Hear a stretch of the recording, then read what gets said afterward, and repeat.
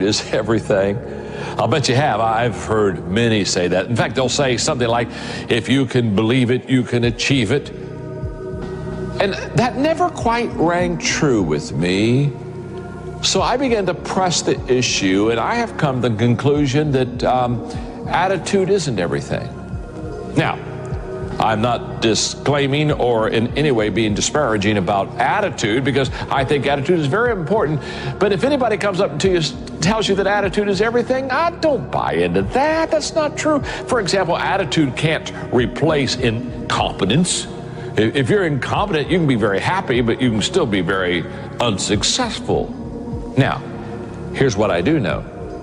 Attitude isn't everything, but attitude is the main thing that'll make a difference in your life. And because I believe that, I wrote the book, The Difference Maker. You see, that's what attitude is. Attitude is the difference maker. You have two people side by side that you're thinking about employing in your company. Both of them have the same background, same job description, education, experience. I mean, you could almost flip a coin and say, I could hire the one on the right, or I could hire the one on the left. But one has a great attitude and one has a bad attitude. Now, who are you going to hire? You're going to hire the person with a great attitude. Why?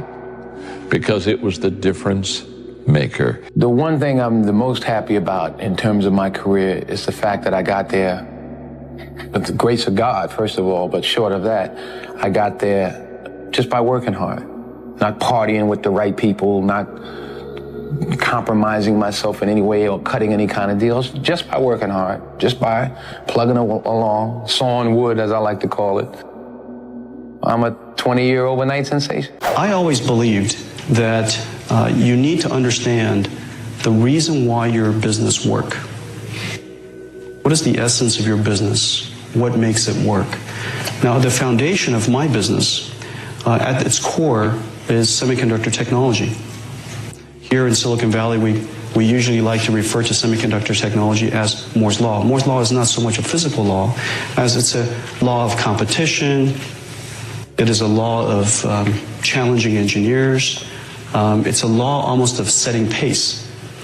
And Moore's Law approximately gives you twice the performance every year or two.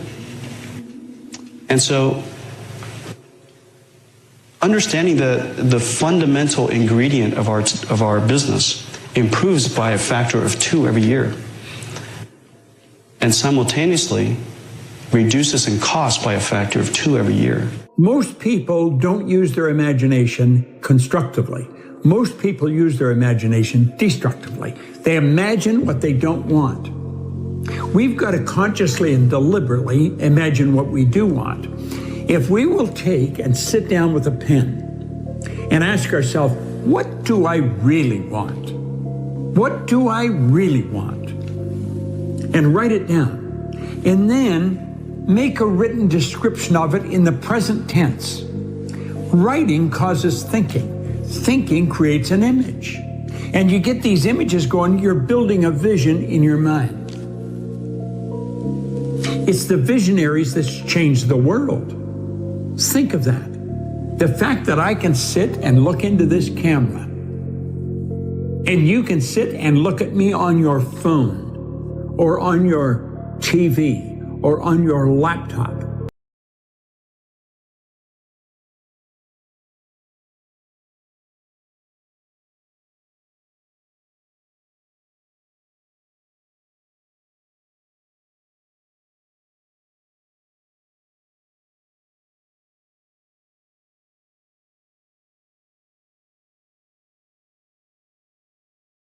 It's beautiful work. He said, first I dream my painting, and then I paint my dream. My wife told me this great expression: to get something you never had, you have to do something you never did. Les Brown's a motivational speaker. He made an analogy about this. He says, imagine you're on your deathbed, and standing around your deathbed are the ghosts representing your unfulfilled potential.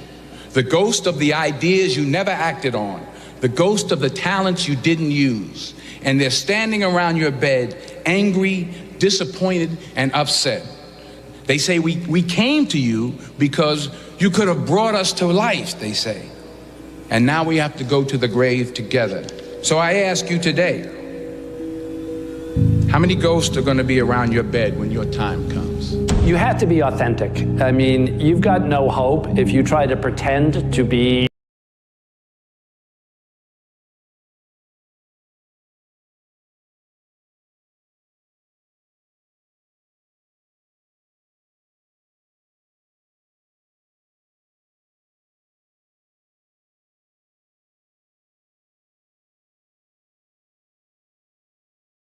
feel like they're acting or try to act.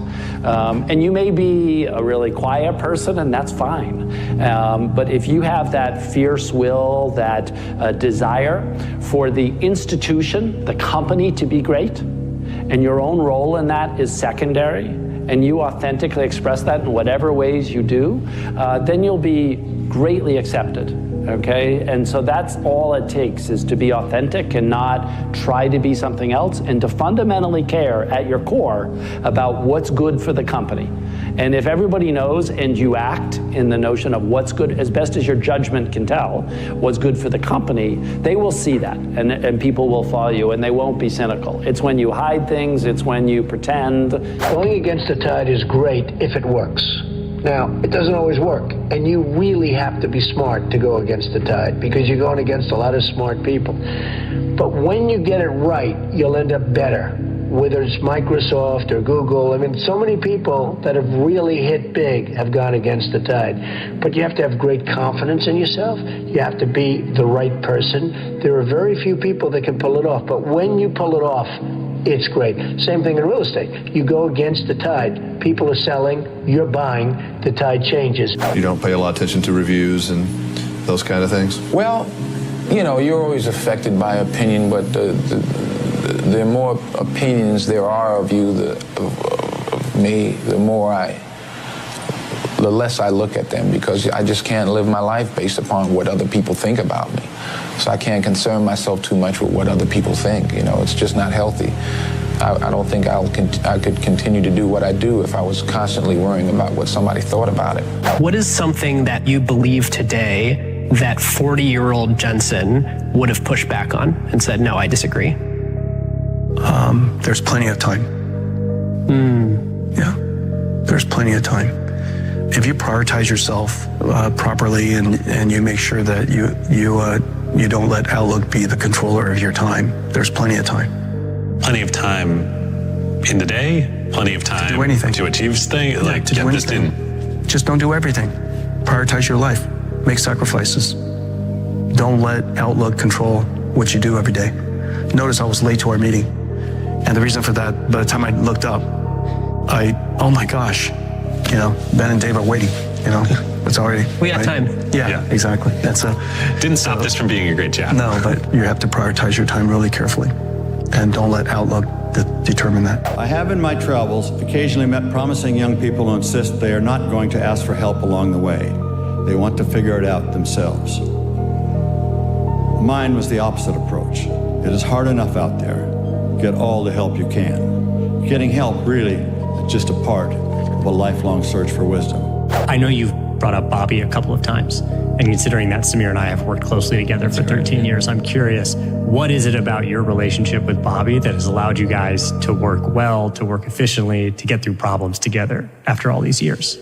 What a great, sometimes you just click with people, and that really happened for me and Bobby. I think we both have very different perspectives. We had different strengths, but man, if I can get, words of wisdom from Bobby or his advice, there's almost nothing more valuable, to me. So I think the way that he thinks, his creativity, it just kind of complements mine. And I think we're able to just feed each other in terms of how we think about growing the business or evolving the product or investing in some crazy new, technology or something like that. And we just love working together. I mean, that was the big takeaway from Future Freshmen. It was like a total disaster, but we were like, man, this is so fun. This is awesome.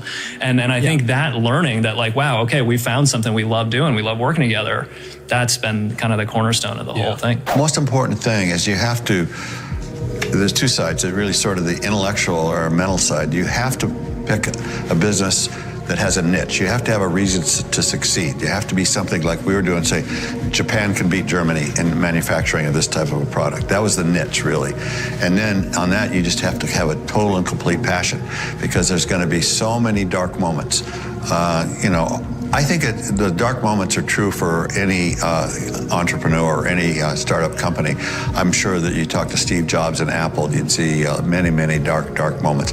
Ours happen to last a little longer than most of them, but you really emotionally have to be prepared for those dark moments. I think every entrepreneur I've ever spoken to would echo that. Yeah. That there are dark moments when everything's on the line. That's the life of an entrepreneur. And so you're going to be into it, you better be prepared for that. All over the world.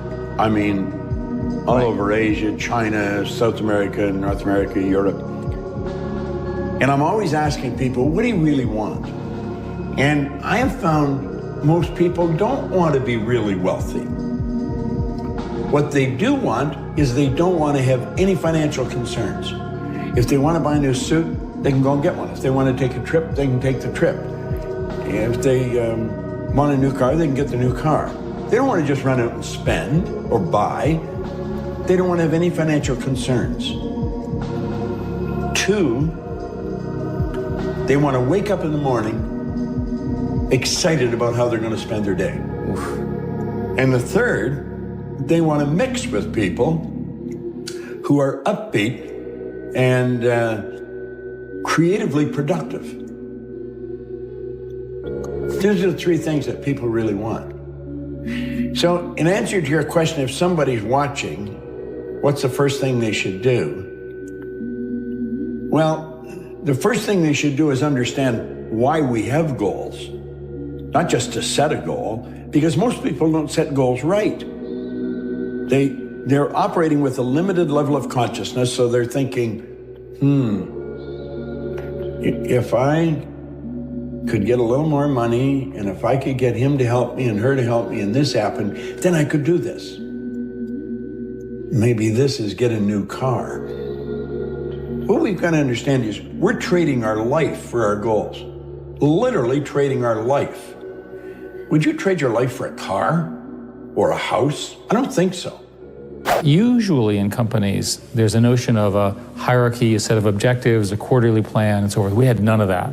Our theory was that the leadership, in particular the bottoms-up leadership, really should be empowered by what we were doing, and we'd see how far they get. We didn't have an 18-month strategy. We just kept iterating. So what I learned from this is that fast iteration is the key. The most important thing to do is every week, a new product, a new idea, just keep pushing. You'd be amazed how much progress you make in 3 months or 6 months. You have to have a vision. This vision has to be based on understanding about the dynamics of the market globally. And then you have to pursue this vision, no matter what. You have to build motivation inside your company. This is easy because you're saying, okay, we want to be leader in a technology that is meaningful for the consumer. And all the Nissan people, all the Renault people are buying into it. Then we need to come to the consumer and tell him, tell the consumer, that's a great product, which is affordable. And on top of this, is going to allow you to drive without the guilt of the melting of the icebergs and the change of the seasons and the temperature, etc. I think it's going to be very powerful. But again, before it starts, there is always a doubt. And now we are in the period of time where a lot of people are throwing at you a lot of stones by saying that's not going to work. And then you have a lot of comments from competitors saying, you're too much bullish, it's not going to work. Well, obviously, what do you want competitors to say? He's in the right direction? And say, okay, he's in the right direction. And what is your car? Well, I have no electric car. So what's the situation? In areas of choice, you need to work on your weaknesses. For example, let's say I'm lazy. That's an area of choice. I'm not naturally lazy. I'm just lazy. It's a choice. So I need to work on that because in areas of choices, you can make vast improvement and you can make fast improvement. I've never heard this distinction, by the way. Yeah. It's hugely helpful. Oh yeah, in choices. So attitude, let's say I have a lousy attitude. One day I wake up and I say, this isn't getting me anywhere. I gotta have a good attitude. You can go from a 0 to a 10. I mean, almost over. You've seen people that you just say, my gosh, overnight they just got good and happy. You know what I'm saying? Okay, that's a choice. Vast, fast growth in choices. In giftedness, DNA, wiring, your growth is very, very small, and it's very slow. So I think, for example, a person can maybe increase their giftedness skill set maybe 2 numbers. Wow. So if I'm a little bit above average, I'm a 6. If I really work hard, I can become an 8. But an 8 is powerful. Yeah. 8 has a huge return. So what I tell people is in areas of giftedness, that's where you have to work on your strengths. If I'm a 2 in something, I'm very weak in a skill. If I worked hard, I could only become a 4. I'd still be below average. So what I tell people is, you got to ask yourself, is it going to give me the return? So in the area of strengths, you got to pour yourself into the things that you're already good at, because that'll really set you apart from average. Yeah. But in areas of choices, go for those weaknesses, because you and I don't you know people that are highly skilled but they have a lousy attitude, or they're not self-disciplined, and they're never going to get anywhere, and they're not going to get anywhere because they didn't. So in areas of choices, work on your weaknesses, but in areas of strengths and skills, just work on your strengths. I would say I've always believed that a strong mission statement's really important, and I have to say we've never succeeded at it. It's like this odd thing. You know, we've had them every year for 15 years. They're constantly different, and now we're also cynical. We're like, come on, we're trying to make people happy. I mean, that's the fundamental thing is in consumer service. You know, we're trying to be better, and us in Disney and Mission aren't that different. There's a bunch of different tactics at it, but we're an emotional product. We cater to the things that are important but not necessary, and I love that part about it, because like when you're selling milk or penicillin, you're selling something somebody needs, and we get to sell something you want, okay, that you choose to do because it's really cool. It's human. You know, to be entertained and to connect to people over entertainment. And so we celebrate that a lot, and we want to change the industry. But in terms of like a mission statement, like so many companies have, you know, Facebook talks about a more connected and open world. And then you see that phrase again and again and again, and it's a powerful mantra. We don't have an equivalent. And I think we probably would have been stronger if we do. In the early days, it was to connect people with movies they'll love. And it's okay, but it's kind of like the long, kind of awkward phrase, connect people with movies they'll love. And, you know, it's just not punchy. And then so like we used it, we had t-shirts, you know. And then it didn't really motivate anyone, didn't really stick. But we knew we were trying to make people happy with DVDs, and then eventually with streaming and original content. So it didn't hold us back much. Growing up in India, like many of you, I got my first telephone when I was 12. In my case, it turned out to be a rotary phone. So it wasn't that great for selfies, but I still loved to call my friends, play with it, and sometimes take it apart. That telephone cemented my fascination with technology. I remember in my parents' house in Chennai, reading about the invention of the transistor at Bell Labs. Of course, that initial invention helped found what became known as Silicon Valley, and out of that came companies like Fairchild Semiconductor and Intel, and all the computers and software that we all use today. You can draw a direct line from that invention to the technology that powers your Twitter feed or your WeChat messages today. I remember reading about that and thinking, it's the idea that matters. It didn't matter where you come from or what your background is. One revolutionary idea, one brilliant invention can unleash other entrepreneurs to revolutionize industries in ways you could never predict. If you were talking to a young entrepreneur today, what would you say about how a great team gets put together, about the role of a CEO in supporting, shaping, interacting with that team? Yeah, man, it's life and death. I think even today, as big as Nike is with over 60,000 employees, the key thing is people. And so when you're starting out, obviously, getting the right people, that's life and death. And then not only the right people, but getting them to work together and work for a common purpose. I've always said 2 9s working together will beat 2 10s working apart any day. And how do you do that? Well, pick the right people is number one, and then giving them the environment and maybe a little bit of leadership that allows them to keep doing that. And the environment for good, for the ability to get different people to work together. I'm looking for sort of how you would articulate what is that What is that thing you put in the environment? Well, now you're getting into management, and there's all kinds of different management styles that, and you have to kind of recognize that each person is an individual. So there's, but I always liked Sparky Anderson, the manager of the Cincinnati Reds. He says, do you treat all players the same? Hell no. He says, if Johnny Bench wants a day off, he gets it off. Or a rookie wants a day off, I said, get your ass out on the field. And I think that's a good management principle by itself. Someone who's pitching you, what don't you want to hear? Everyone asks what you do. What don't you want to hear? I want to hear that everybody is focused on this new architecture, and anybody who's coming in with plans based on the earlier architectures, you're not going to make it. You need to be on scalable plans that solve real problems. It's so easy to solve a local problem. You need to dream bigger. Over and over again, we hear ideas that are interesting in a local context, but they're not big enough. So dream bigger, right? As a general statement about society, we need to ask the harder questions, and we need to ask for stronger solutions. There is a global emerging consensus around issues and so forth. Together, we're very strong. So going on perhaps a decade of running simultaneously two global companies, how do you get the stamina to keep going and to stay fit, personally and mentally and physically? Well, somebody said with a little discipline, you do little things. With a lot of discipline, you do a lot of things. And with total discipline, there is nothing which you cannot do. It requires a lot of discipline. I mean, obviously, because you're going to move from one world to the other, from one culture to the other, from two completely different company, you have jet lags, organization. People are expecting you when you come down from a plane after 14 hours flight to be fresh and ready for them. But they're not expecting a CEO to come and say, oh my God, he's jet lag, he cannot answer a question. They want you to be on the go all the time. So this requires a lot of discipline. You have to organize yourself. If you know you're going to do this job and you accept the job, you have to organize yourself in order to do it. It's tough, but there is a solution. There is a solution for it. But it requires a lot of choices, personal choices. There are a lot of things you cannot do. There are a lot of things you can do, but you're going to do them within a certain order, but particularly with a lot of discipline.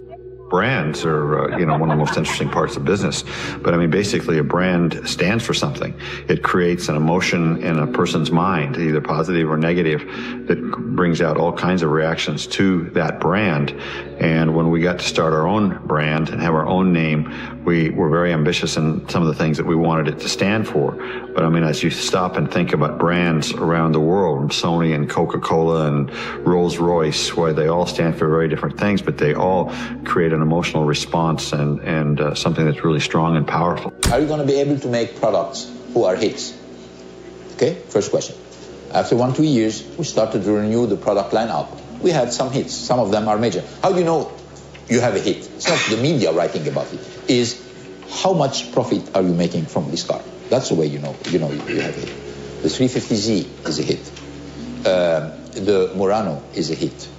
These are some of the most profitable cars we have ever had. That's the way. That means it's not only that the media is saying this is a great car and people are buying it, because you can have a great car, people buying it, and not make one nickel on it. It doesn't mean that it's a hit. Well, the real hit is the product has to be successful, but at the same time you need to sell as much as you think the potential is, and make money out of it. That's the real demonstration of it. The thing which attracted me to Google and to internet in general is that it's a great equalizer, right? And so to me, I've always been struck by the fact that Google search worked the same as long as you had access to computer with connectivity, if you were a rural kid anywhere, or if you were a professor at Stanford or Harvard. And to me, I want Google to strive to push to do that, not just build technology for a certain segments, right? For me, it matters that, we drive technology as an equalizing force, as an enabler to everyone around the world. The people you hire define the culture, whether you like it or not. So Larry and Sergey, when they started the company, said, we need to have really smart people. So they hired a rocket scientist, and they hired a medical doctor, and they hired a Stanford graduate who had been a professional football player, because they figured that they wanted normal people who had done something exceptional. So in my case, I was a pilot, and I had done other things, and they said, okay, you're good enough. You know, the CEO has to have something besides being a CEO that makes them interesting. And everyone had something. And I would go around and I'd say, well, what's special about you? It's like Sesame Street, you know, what's special about you? And what's special about you? But there was always an interesting story. So another lesson I learned is that you don't hire generic people. You hire people who've had some kind of stress or achievement or whatever. The best people to hire, by the way, are CFOs who've gone bankrupt. Because boy, have they been through the war. And on the CFO side and the finance side, you want somebody who's not going to happen again. And you only go bankrupt once, by the way. Your first book, The Art of the Deal, begins with a simple sentence that many people might find hard to understand. You say, I don't do it for the money. Can you explain that? Well, I do it because I love it. If I didn't love it, I wouldn't do it. I have bad days, I have good days, I have days somewhere in the middle. But the end result is I love what I'm doing, and I don't do it for the money. And I make money because probably I'm not doing it for the money. I do it, and I do it well. I'm the biggest developer in New York. I love building buildings. I have a lot of fun building buildings. The fact is, I do it for fun. I do it for game. I do it for sport. I happen to make a lot of money doing it. If I didn't enjoy it, if I didn't really love what I'm doing, I wouldn't be successful. I wouldn't be sitting with you today. And what's the implication of that for someone watching this who wants to create greater wealth? What's the message in that, do you think? Well, the message is you have to love what you do. If you do it for the money alone, it's probably not going to work. I have friends where I tell them, get out of this business, which is a good business, and go into another business, which isn't as good a business, because they like the other business better. They'll do better in a less good business, so to speak, than they will in the better business because they like it. Never, ever give up. Just keep going forward. Never stop. It may seem like you have no chance. It may seem like it's over. Never, ever quit. If you're a quitter, I hope you quit right now and stop watching immediately because you'll never make it. Enjoy the journey, not the destination. A lot of us delay our happiness. When I get to this level, when I get my degree, when I get the kids, when I get married, I'm going to be happy. Enjoy the journey. Enjoy the whole step, the whole process. Every day that you get up to strive for whatever it is you're after. You know, I'm a goal-oriented guy. Yeah, absolutely. But you don't celebrate when you get to the finish line. Celebrate all along the way. Celebrate all along the way. Yeah, man. I don't agree that you should narrow your focus. What I believe is that you get the best outcome when you make the broadest appeal in terms of leadership and excitement and so forth. And we worked very hard to make that happen. But there were other things. For example, we would refuse to do exclusive deals with people, but I would explain to people, well, we don't really do exclusive deals, but we only have the capacity to work with one, and it's going to be you, right? So that there are other ways of achieving those kinds of things. So I'd be careful to conclude that you should do a small thing. All success starts from doing one thing really, really well, but you'll recruit better with a broader vision that's credible and that you can articulate. But go back to that, selling the dream, right? What you do is selling a dream. If you can't sell the dream, then you're not going to be successful. From our perspective, and I think it's true for in technology in particular, you know, the world keeps changing, as I said earlier. So, you know, a big part of what I focus on at any given time is, you know, making sure we are innovating and building products for the future. You know, it's just got to be a normal course of how you think. And so, you know, we are constantly thinking about what to do next. So, you know, Android is very popular. People are using smartphones.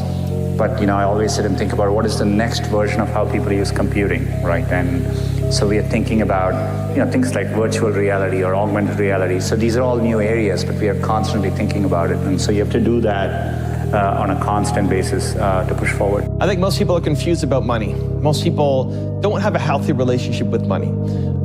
There are the people who think that money is everything, that money is the only important thing in the world and you need to chase it down and it's your duty and responsibility and obligation. It's like, it's number one. The person walking into my house or my place of business, that's my next suit, that's my next payment, that's my next whatever. It's only focused on money. And there's other people who think money is the root of all evil, and that money is a bad thing.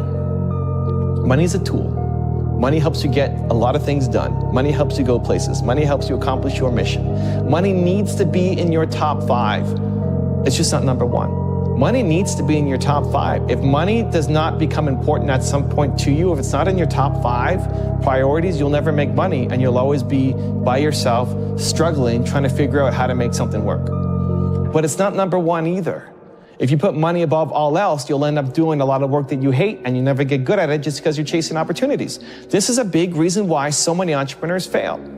You're just chasing the hottest thing for this year that you don't have a passion or interest in, and then you lose because the people who love that destroy you. When I first started doing this, helping entrepreneurs, I never thought I was gonna make money.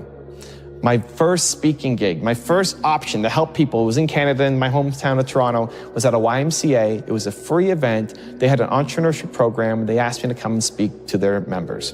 It was free. I wasn't getting paid to do it, just wanted to help out. I just sold my business, I wanted to give back. I was saying yes to everything. I actually didn't even know what I wanted to do next.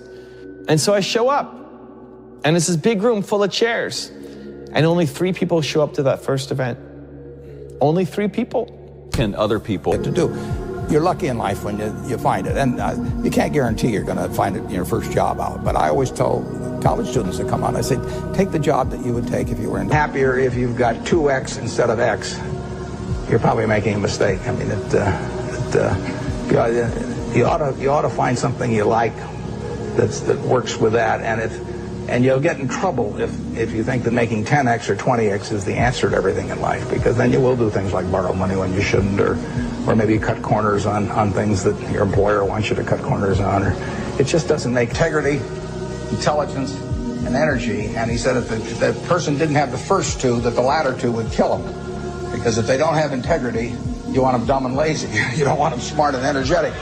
It never bothered me if people disagreed with what I thought, as long as I felt I knew the facts. I mean, there's a whole bunch of things I don't know a thing about. I just stay away from those. So I stay within what I call my circle of competence. You know, Tom Watson said it best. He said, and I just don't have a problem if somebody says, you're wrong on something. I go back and look at the facts and a few points of IQ or having an extra course or 2 in school or anything of the sort. You need emotional stability. My dad is a 100% default cynic. My mom is a 100, both of their eyes. And so I understand. So I'm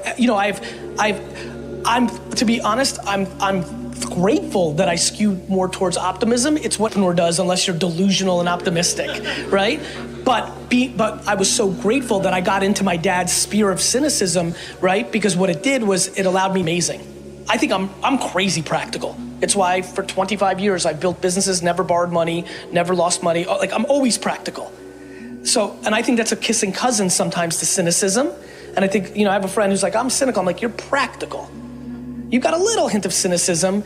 And I think, I'm optimistic, but I'm not delusional. Depending on how well you want to do, particularly if you're starting a company, you need to work super hard. Starting our first company, instead of getting an apartment, we just rented a small office and we slept on the couch. And we showered at the YMCA. Somebody else is working 50 hours and you're working 100. You'll get twice as much done in the course of a year as the other company. We are not a company that normally China call it. We call ourselves a company that's running a platform, a company that is running an ecosystem. We are almost everywhere. People say, Jack, you are in the B2B and B2C, and you're calling C2B, not because we're greedy, not because we want to do it, because we have to do it. If we do not do it, China e-commerce in the years will collapse.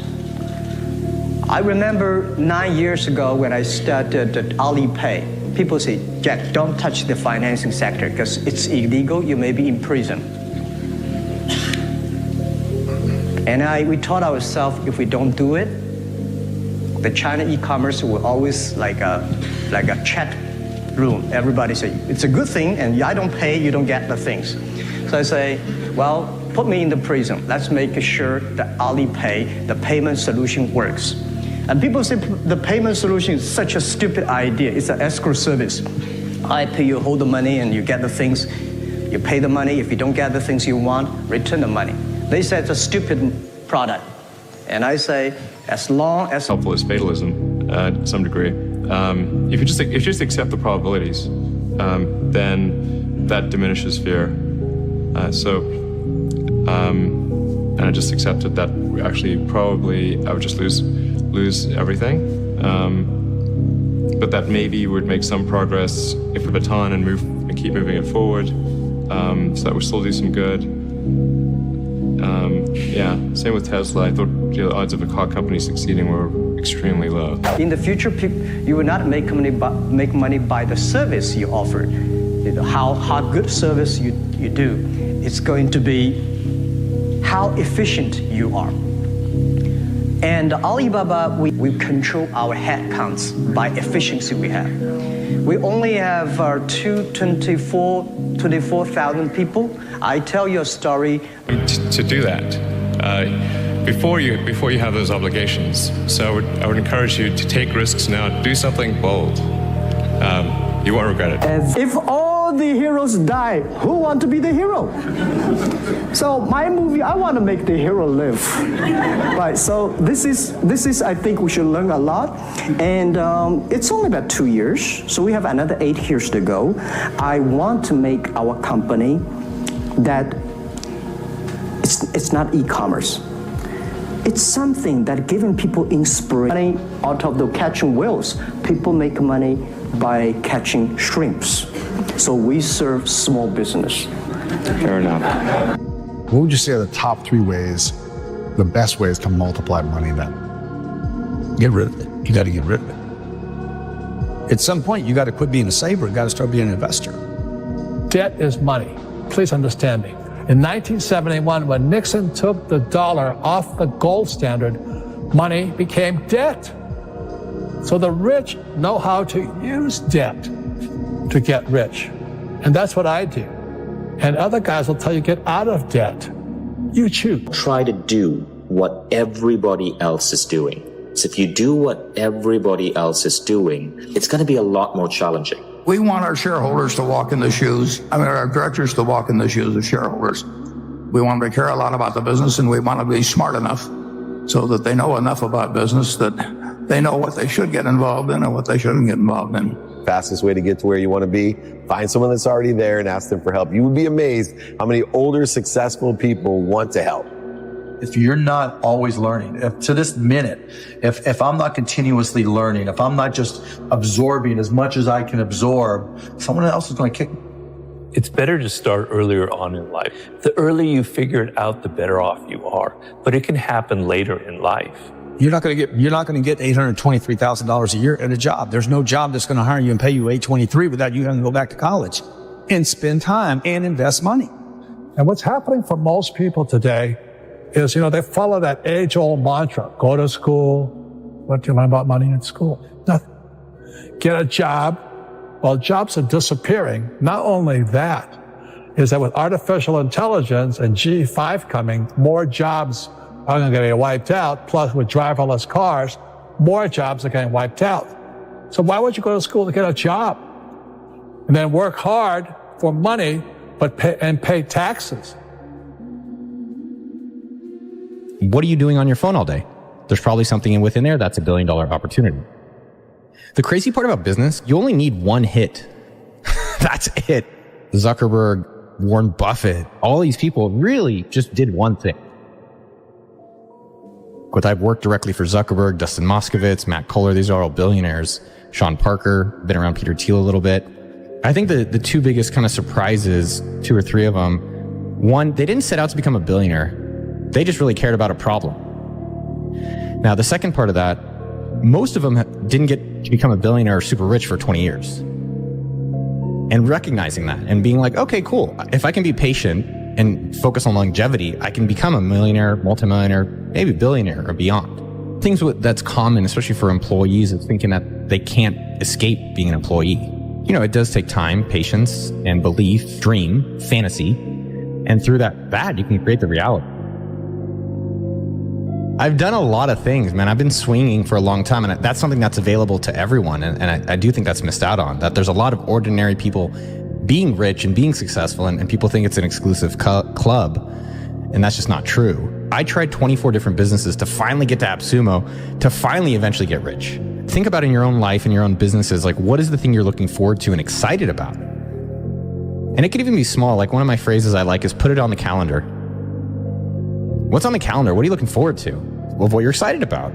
And then the reality is that you can actually get going towards that dream sooner than you realize.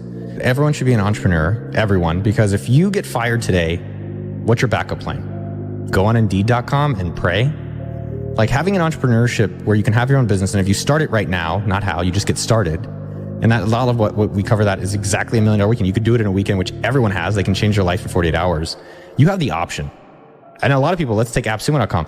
We have a lot of people who have very successful side businesses and they're happy with their day jobs, and that's great. But I think people don't swing enough. They don't even get started swinging, and that's, they're not ready on the sidelines. And there's never a good time. The best time is right now. It's not yesterday because that passed. It's not tomorrow because you don't know. It's right now. There's 3,100 billionaires on the planet, which is not that many. So if you want to meet one and learn from one, that's a really great cheat code of life. And they're accessible. And so taking a step back around interviewing billionaires on our YouTube channel, and then myself running almost $100 million a year business at AppSumo.com, it's the power of asking is the most powerful thing that no one is really improving on or really getting started on. And that's available. There's no exclusivity on it. The upside of asking is unlimited, and the downside is a moment of discomfort. The second thing with this YouTube channel from interviewing billionaires and millionaires is that there's so many different ways of getting rich. I thought that everyone else you can only get rich on the computer and on these worldwide webs. I didn't know how to do it, but I thought that was the only way. And so through the YouTube channel, it's been so powerful and so special. There's Larry Janeski. He's making $600 million a year on basements. You have this lady, Jan, which I guess it's kind of funny. Her name is Jan. She does jam. She got rich selling strawberries. There's Michael Hudner, who did ships. There's Rafa and James, who did energy trading. Right? There's such a phenomenal variety of people that are getting rich outside of just computers. And I think that's so exciting to think about, hey, what is the area that I really like? Is it cooking? Is it doing landscaping? Is it computers? And the ability in that to create a lifestyle and a lot of money around areas that we're interested in. You hear all these, I'd say fake entrepreneurs or fake coaches. They don't actually have any real businesses. They're like, you got to 10x today, and you got to 5x. If you're not 5xing, you're failing. And I was like, I've done that, but it's also interesting. What if our goals now for AppSumo.com is to grow 10% next year, and it's been that for quite a lot of time. And the reality is when you set less ambitious goals for yourself, you can stick with them for longer because you're not burnt out, you're not tired, you can sustain. And then by having less ambitious goals, you also have creative freedom because you're not stressed about hitting a target. And that gives you the ability to create 10x opportunities because you're like, okay, cool, I'm not worried about making money in that, but I can go do things that potentially, be moonshots and really drive the company for the future. There's a lot more smarter people out there than they give themselves credit for. The only difference is that I start. That's the biggest difference. But I would say the success of a founder and success if you want to be an employee CEO within a company is how are you being resourceful? How are you solving the goal and the problems and the priorities with the resources that are available? Most people sit and they complain like, oh, I don't have this. There's a lot of people, I'm not getting paid enough. Well, what are you doing about it? Did you put together a proposal? Did you go look at comparison analysis? Did you go create more revenue so it's obvious that people should get pay you more? When you're going somewhere in a car, you're like, of course I want a destination. Then why don't we replicate that in business? If you look at all the best CEOs today, the ones that I admire, almost all of them are immigrants. My father's an immigrant, didn't speak English, came to this country. Satya at Microsoft, name these companies. Just most of them. The guy running Google, Sundar, a lot of the ones. Even Elon Musk, who is debatably a great CEO, South Africa.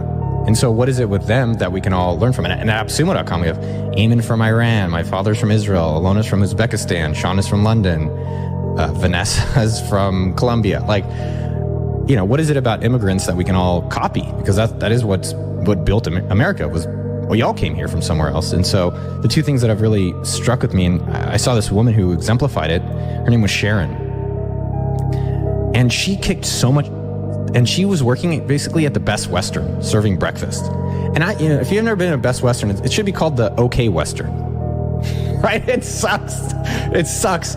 But she was working like she was at, the Four Seasons.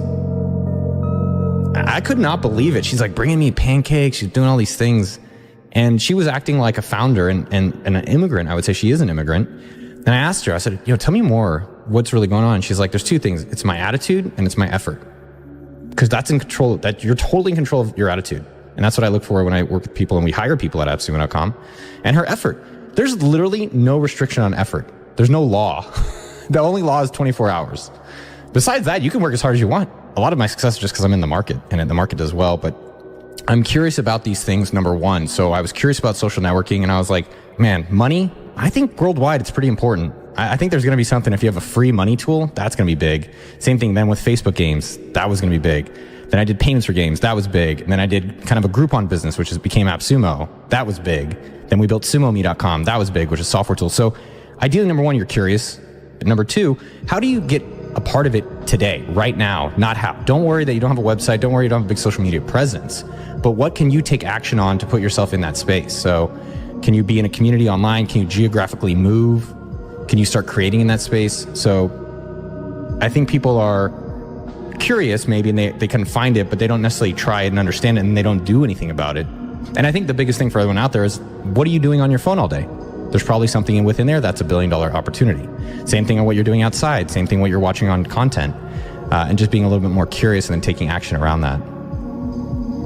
I think money is very sensitive, and I think we're taught a lot about how to create it, but definitely there's much more there as well, how to enjoy it and different things that people enjoy.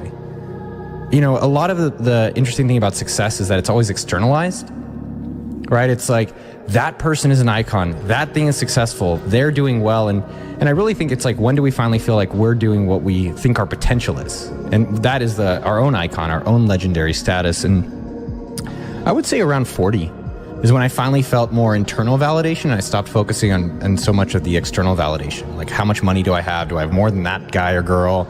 Did I do the things externally wanting versus like, am I doing really what I want? And am I proud of the hard work that I'm doing for myself? And around 40, I would say I'm really proud of what I've been able to do. The world does not belong to the pessimists, believe me. You're selling happiness, and it's, and having it at arm's length away is a big part of it. And the distribution system development, it's the right formula, Muhtar, and it just has to be carried out with extreme diligence, enthusiasm, and every minute of the day. There's an emotional undercurrent in Buffett's journey that we often overlook. One of the most profound lessons from Warren Buffett's life is that he doesn't just acquire businesses. He acquires the stories and experiences that come with them. I would like to just tell you a couple of short stories, and we'll draw maybe a couple of lessons from them. Two women each sold a business to Berkshire Hathaway, to me actually, for many, many, many millions of dollars. Both of them started with $2,500.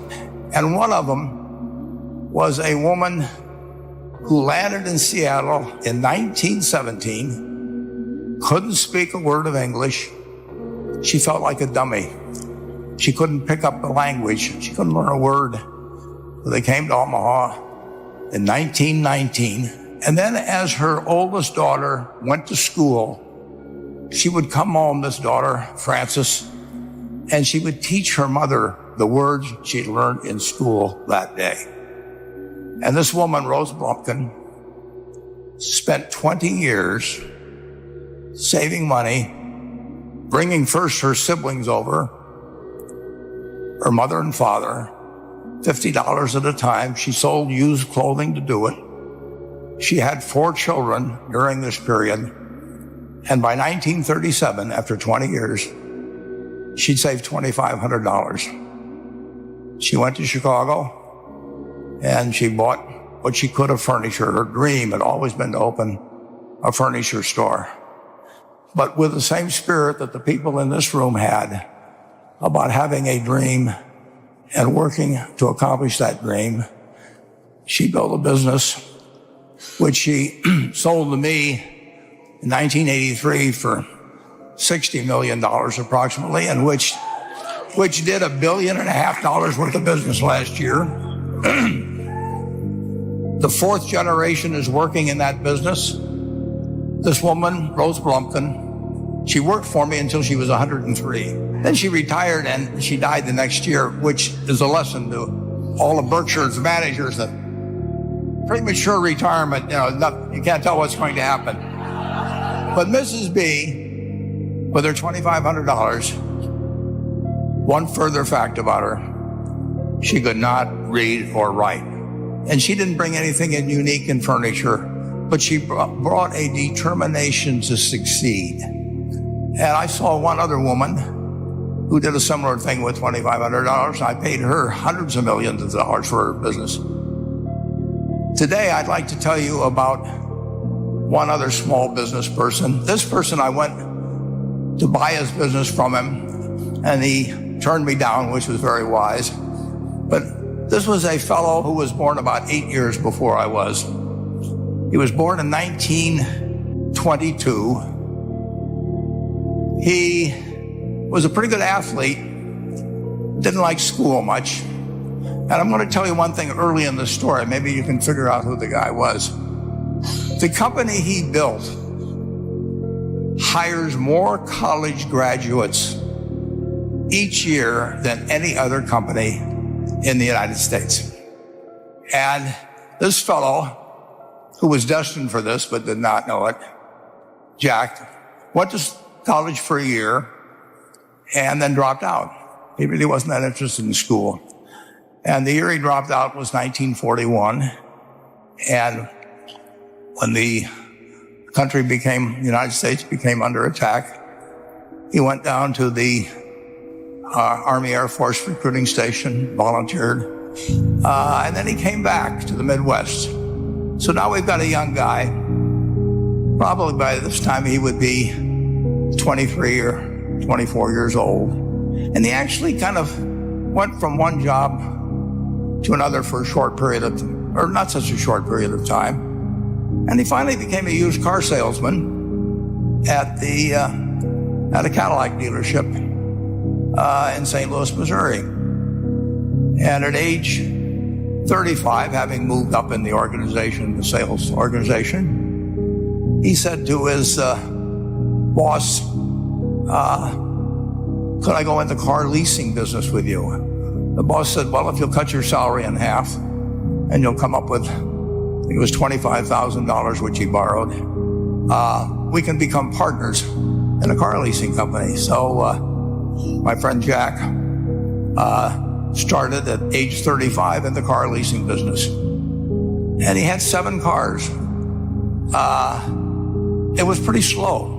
In fact, one of the things he did was whenever the phone rang, he let it ring 3 or 4 times so people would think that he was very busy answering other phones. And of course, it was the only call he was going to get all day.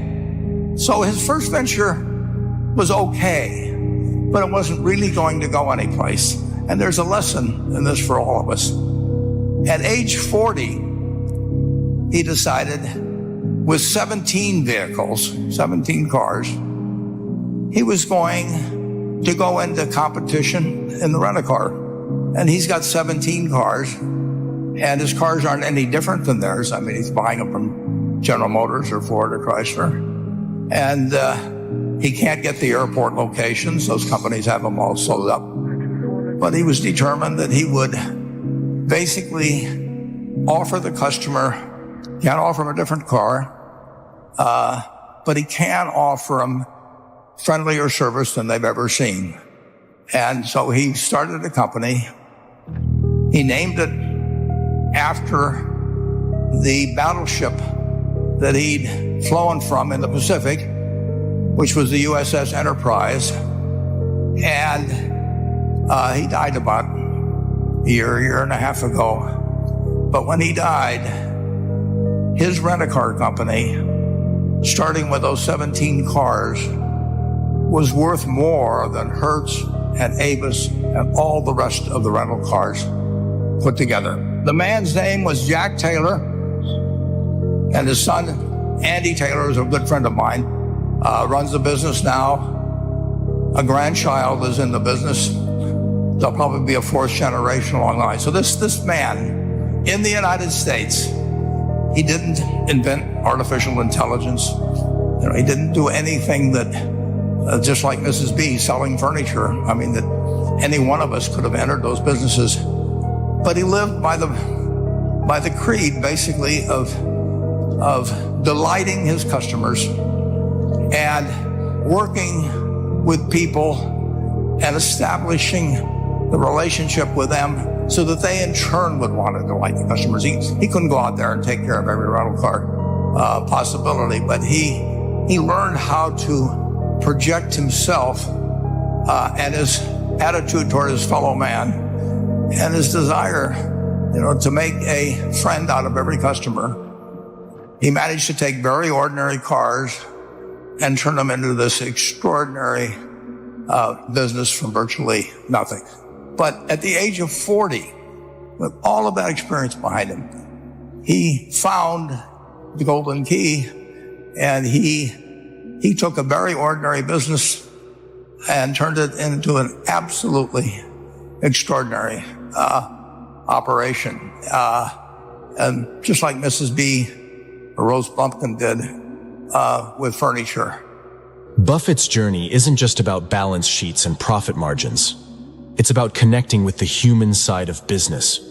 It's a lesson in understanding the emotional investment that every business owner has in their creation.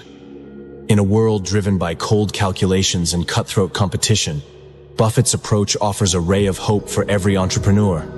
It's a reminder that behind every business, there's a heart and soul that yearns to leave a mark on the world. Buffett doesn't merely acquire businesses, he becomes a part of their story. It's not just about numbers, it's about the people, the employees, the customers, and the communities that these businesses serve. The test isn't whether you get the greatest business idea in the world the first time out. The test is whether you keep learning as you go along what your strengths are and what you can do for your customers, what you can bring especially to the party.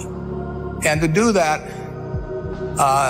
you need the education that I know you've received through 10,000 small businesses, but you need a genuine desire day in, day out to delight the customer. For entrepreneurs and business owners, this is a powerful lesson. It's a testament to the value of building meaningful relationships in the business world. It's a reminder that success isn't just about what's in your bank account. It's about the impact you have on people's lives. So, as you navigate the world of business, remember this.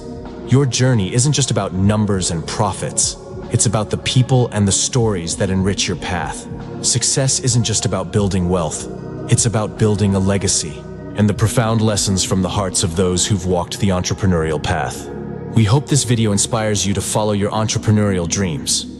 What was your favorite part of the video? Let us know in the comments, and make sure to like and subscribe to keep up with our latest videos. There are almost certainly a lot of things that you're doing that are going to keep you broke. I've done a lot of things, man. I've been swinging for a long time, and that's something that's available to everyone. And I do think that's missed out on, that there's a lot of ordinary people being rich and being successful, and people think it's an exclusive club. And that's just not true.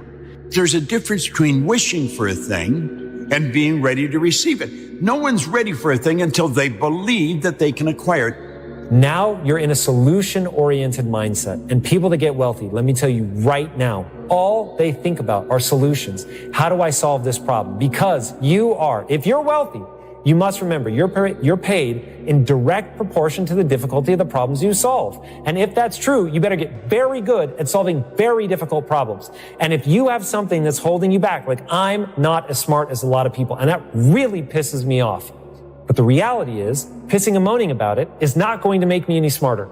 All I can do is go make the most of what I have. Entrepreneurs have one thing in common. They keep going. They'll change the rules. They'll reinvent the rules. They don't just take one answer. So a real entrepreneur, it really makes no difference which country you're in. You know what I mean? It's just a mindset. It's F you. You mess with me, I'll find a way around it. They make no excuses.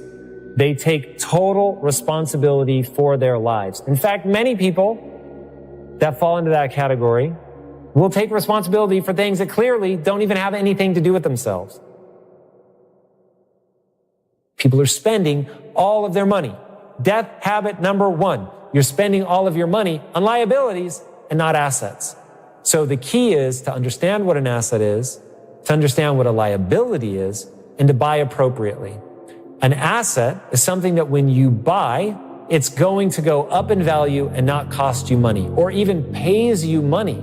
More money, obviously, than it costs you. If you have a liability, it's the exact opposite. So the classic example of a liability is a car payment. The second you drive a car off the lot, it's going down in value, and with very rare exception, it is never going to go back up. So it's going down in value, and you've got to keep making those payments. So you've got money going out while value is declining. Another one that people often think of as an asset, but is usually a liability, is your own home. Now, the reason that your own home is so frequently a liability is odds are you have a mortgage. Odds are it's the most expensive thing in your life. And it's not like you can just get out from under that liability, especially if the bottom falls out. You're going to have property tax depending on where you live, and you're going to have upkeep no matter where you live. So now you're pouring money into this thing, and maybe the value is going up, but maybe not always. And between the property taxes and the upkeep, you may be paying more than the value is going up over time, especially if you account for opportunity cost. So the odds of your house after taxes, fees, upkeep, all of that, being a better use of capital, if you're living in it, being a better use of capital than taking that same money and putting it into an index fund or something like that, a diversified portfolio, let's say, the odds of the house returning more on that are very low. Unless, obviously, if you get into rental properties and things like that and you're not living in it, so now it can actually generate cash flow, well, then it's just a math equation. A lot of people are chasing content creation, or they were chasing crypto last week, or they were chasing blogging years ago, and now AI everyone's chasing. And so what I'd recommend for other people out there, and I've been able to do this literally, I've chosen so many trillion-dollar markets to be around. And a lot of my success is just because I'm in the market, and the market does well. But I'm curious about these things, number one. So I was curious about social networking, and I was like, oh, that's big. Because I got onto it, and I was able to see like, wow, you can connect with the entire world, even though there wasn't really the entire world at that point. So curious, same with mint.com. I was like, man, money, I think worldwide it's pretty important. I think there's going to be something, if you have a free money tool, that's going to be big. Same thing then with Facebook games, that was going to be big. Then I did payments for games, that was big. And then I did kind of a Groupon business, which became AppSumo, that was big. Then we built SumoMe.com, that was big, which is a software tool. So ideally, number one, you're curious. So I can talk about my crypto thing, because I think that's kind of an interesting example of it. Number two, how do you get a part of it today, right now, not how? Don't worry that you don't have a website, don't worry you don't have a big social media presence, but what can you take action on to put yourself in that space? So can you be in a community online? Can you geographically move? Can you start creating in that space? So I think people are curious maybe, and they can find it, but they don't necessarily try it and understand it, and they don't do anything about it. So even with crypto, got involved. I heard about it in 2012, didn't do anything. I thought it was stupid. And then in 2016, I had to buy an illegal NFL stream. That's how I got into crypto. And so I bought this illegal NFL stream on a website, seasonsforyou.com, and I saw the power of what this could be. And then I started buying at that point. And that's where it's now become a multi-million-dollar portfolio. And I think the biggest thing for everyone out there is, what are you doing on your phone all day? There's probably something within there that's $1 billion opportunity. Same thing on what you're doing outside. Same thing what you're watching on content. And just being a little bit more curious and then taking action around that. I would say that everyone should be an entrepreneur, everyone, because if you get fired today, what's your backup plan? Go on Indeed.com and pray. Like, having an entrepreneurship where you can have your own business, and if you start it right now, not how, you just get started. And that, a lot of what we cover that is exactly $1 million weekend. You could do it in a weekend, which everyone has. They can change their life in 48 hours. You have the option. And a lot of people, let's take AppSumo.com. We have a lot of people who have very successful side businesses, and they're happy with their day jobs, and that's great. And there's other people like myself that were always frustrated having a day job. And so I wanted to create work that I didn't have to work at. And I do believe there's a misconception, and something that most people get wrong, is that you can't do what you enjoy or passion or dream about and make a lot of money doing it. I don't believe that. But when I make $1 million, I keep $1 million. And the reason is because I don't make it by working for money. See, if you work for money, you're taxed. So that's why lesson number one in Rich Dad Poor Dad is the rich don't work for money. What we do instead is we create businesses as entrepreneurs. We acquire real estate. I don't invest in the stock market. Okay? So the reason is because as entrepreneurs, I have more control over my income how much I make and how much I pay in taxes. And because I'm an entrepreneur as well as an investor in real estate, I pay zero tax. So every time I make, let's say, $1 million as an entrepreneur, I immediately invested in real estate and I have a 4-to-1 step up. So I put $1 million in real estate, I get $4 million from the bank. That's why I love banks. But the banks are screwing everybody else, terrible. But it's good for me. We are all the same, everywhere in the world. I don't care if you go into China, go into Kosovo, go into Buenos Aires, go into New York. We are all the same. We look different, we sound different, but when you get past the culture, and culture's nothing but group habit, that's exactly what it is. When you get past the culture, we are all the same. There is one mind. There's not millions of minds. There is one.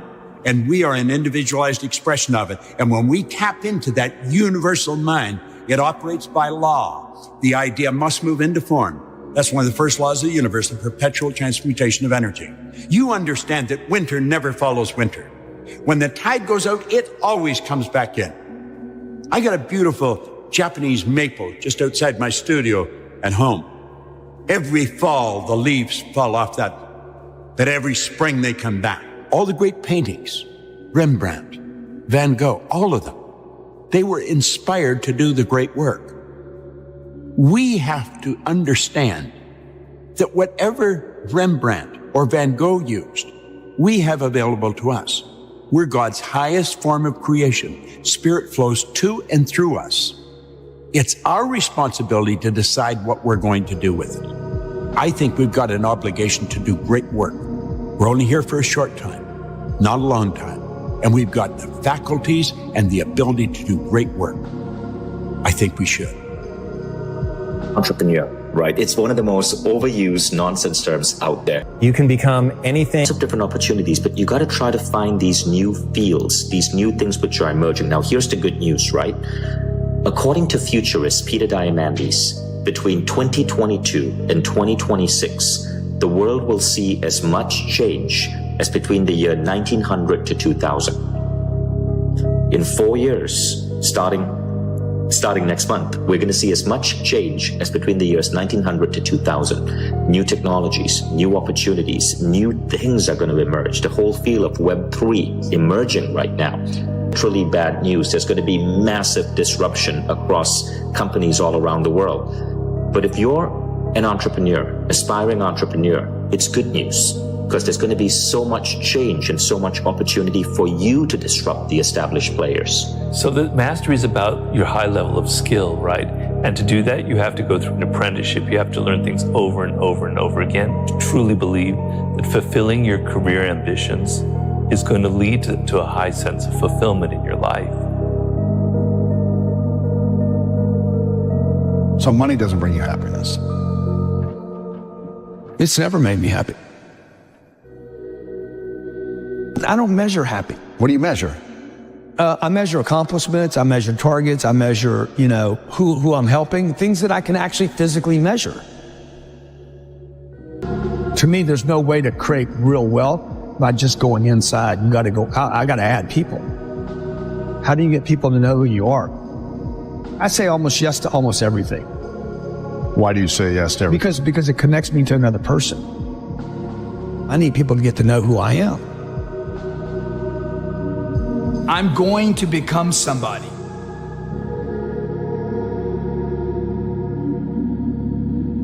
I want to contribute more.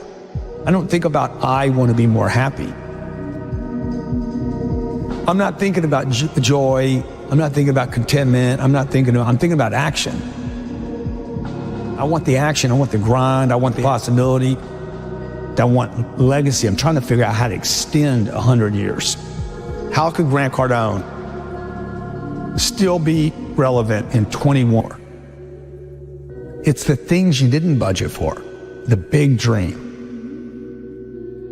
But everything else you got covered. Everything people pay attention to. House note, car note, electric bill, water bill, basics. Everything gets covered. What if you just added a whole bunch of other stuff to the list? What if we were all brought up to say, hey, we're going to cover all this stuff? People will be even more productive. What would you say are the top 3 ways, the best ways to multiply money then? Get rid of it. You got to get rid of it. First, you got to make it. I mean, I got to collect it. I got to collect some. Then I got to figure out, okay, this pays for this basic living. Everything above that, don't spend any more money. Like the rest of it, if this is $4,000 and I make $7,000, the entire $3,000 has got to go into investments. Every month. Every single month. At some point, you got to quit being a saver and got to start being an investor. This is what we should have been taught in school, man. This is what we should have been taught as kids. Like, how do I do money? You do it with time. Okay, you don't do it with a job. You're not going to get $823,000 a year at a job. There's no job that's going to hire you and pay you $823 without you having to go back to college and spend time and invest money. Just doesn't work like that.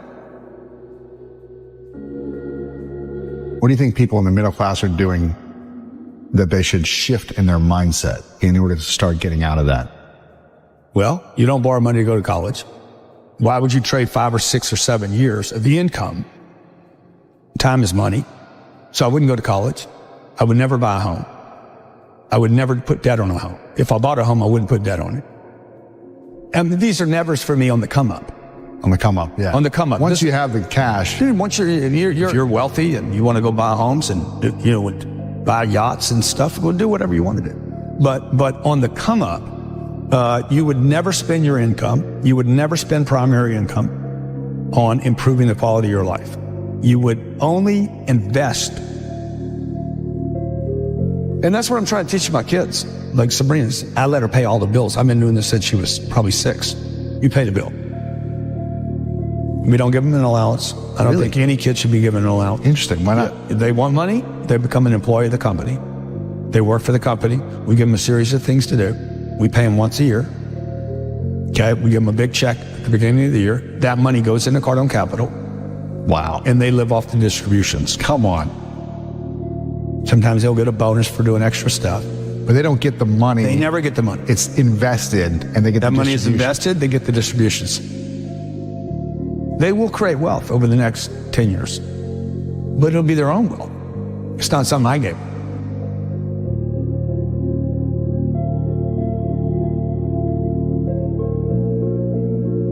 Well, if you could only teach your kids 3 lessons about money, what would those lessons be?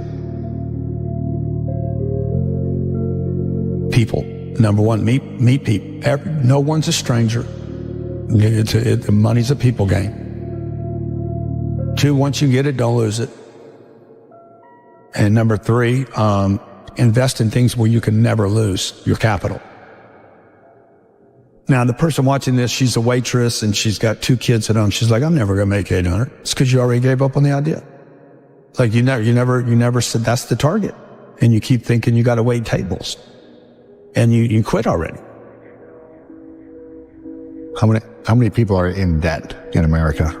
40% of people that make $1 million a year still are living paycheck to paycheck. 40%? 40%. But that's not because of inflation. That's because they spent money they shouldn't have spent. They thought they were entitled to because they're millionaires.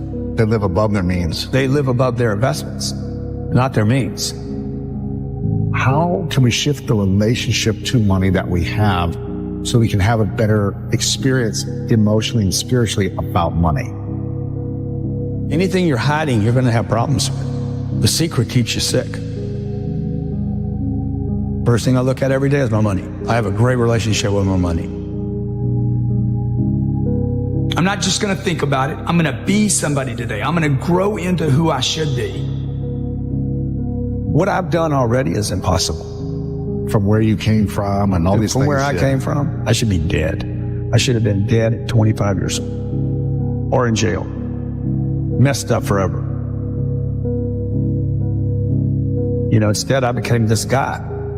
And I mean, I'm grateful. And I don't know that I had any breaks. When people say, oh, you had luck, I'm like, you grinded. Right. I've been grinding. And I'm proud of the grind. But I wanted to turn into something more than money. So I'm going to feel good about a lot of places I go to and a lot of people I meet. Because I made more contributions than I didn't. I gave more than I took. Whatever industry you pick, if you outwork everybody, if you try to be a little smarter than everybody, if you try to be a better salesperson than everybody, if you try to be better prepared than everybody, you've got your best chance. Because if you don't do it and somebody else does, you know, I have the saying, work like someone's trying to take it all away from you. You know, I actually work like someone's spending 24 hours, working 24 hours to take it all away from you. And that's kind of the way I look at it. What would you say is the number one reason why people fail? Lack of brains, lack of effort. Lack of brains, lack of effort. Yeah, they don't do the work. They don't learn, you know. When you walk in the room, when you start a business and you start to talk about somebody, you're never in a vacuum with no competition, you know, unless you're just extremely lucky. And if there's going to be competition, that means somebody else knows your business as well as you do when you get started.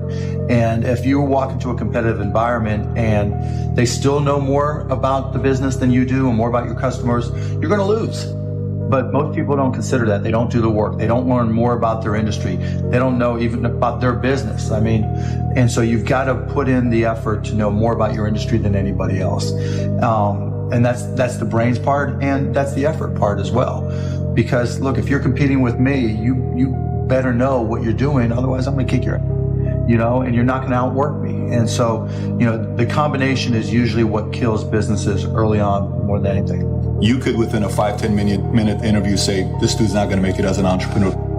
Yeah, I mean, I can typically tell, right? I can tell by their passion. I can tell by their focus. I can tell by their preparation. You know, there's a whole realm of things in any business. Here, you know, here's the business you're in, and here's 1,000 things that influence whether or not you're going to be successful.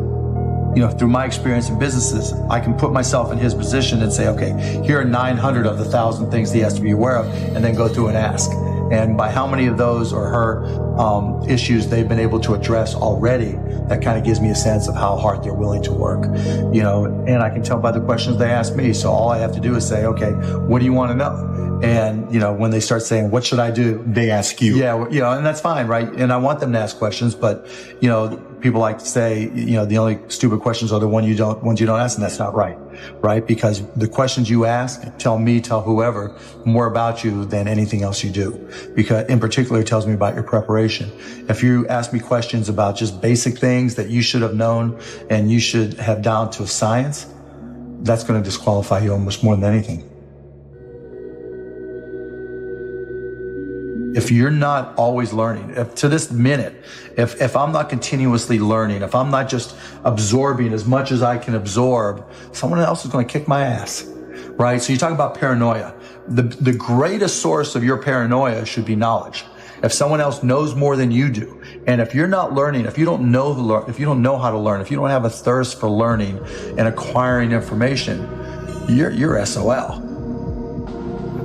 Do you think there needs to be a healthy level of paranoia? Oh, absolutely. There needs to be. Oh, yeah. I mean, I always say, you know, for every one of my businesses, I said, what would I do to kick my own ass? You're right. So whatever business you have, there's somebody trying to put you out of business. There's somebody trying to take a bite out of your business. And it's better for you to figure out how they're going to do it rather than they do it. And so, yeah, that's being paranoid. And so you have to be paranoid. You have to anticipate other people's next moves. And you can't ever, you know, downplay the competition. I was at a business plan competition this morning at a college, and they were kind of being dismissive of the competition. And so you can't ever do that. You know, they're out there trying to take you down, and they're not just going to sit still. And if you're good, really, really good, you're going to inspire them to work even harder, faster, better. And so you have to be, you know, very self-aware of what you're good at and what other people are good at. And, you know, a healthy dose of paranoia makes a big difference. Is very helpful. Let's transition to a different subject with college. You went to IU, right? Now, you got a lot of people that say, forget about school, you know, drop out of school. They're idiots. So you think they're idiots. Tell me why. If you're going to have and run a business, if you don't understand accounting, you're already behind the 8 ball. Can't you hire a guy that knows how to run accounting? But then they still have to communicate to you. Your accountant might tell you you're profitable, but your cash is going down, you know, not understanding the breakdown. And when you don't, do you think you need college to learn that? Yeah, I think you do, right? Because it may not, for some people, look, if you're so self-motivated that you can take an online course in accounting and teach yourself everything, you're way ahead of the game anyways. But most people aren't. I don't care if you go to a community college and take accounting and spend $99 for the class. Just, you know, spending the money forces you to be more obligated to do it. But accounting, finance, lesser extent marketing, sales, if the school offers that, these are all that's the language of business. And so while it's possible to teach yourself these things, and while it's possible to hire them, when you're starting your own company, you don't want to have to spend money hiring an accountant. Well, let me take that. If you've gone through all these classes, you probably don't have to hire a lawyer to incorporate, right? You can probably figure out yourself. And so your cost of opening up a business drops. But even more important than all that, that's the blocking and tackling. That's the language of business. You know, the thing I learned at Indiana that was more important than anything else, I learned how to learn. And learning became far more important to me, because the one certainty in business is that it's always going to be changing.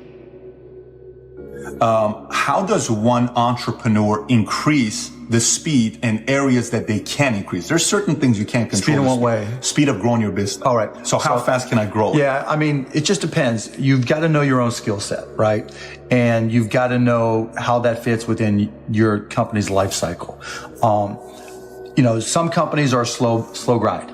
And you just have to understand that, and you've just got to bide your time until it starts to click, and then grow with it quickly.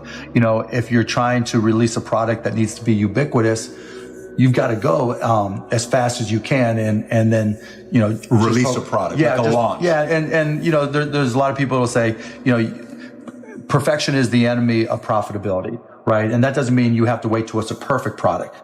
It really just depends on what the product is. It, you know, a barbershop, right? Is it an app? Is it a service? Is it a product? But, you know, the key is looking for the low hanging fruit. What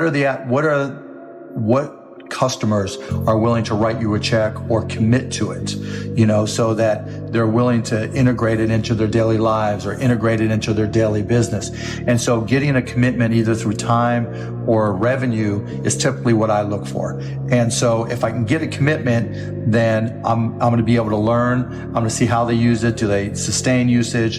And then once I get the next one, you know, hopefully it came a little bit faster than the first one. Then I can ask for referrals, and then the next one, then the next one.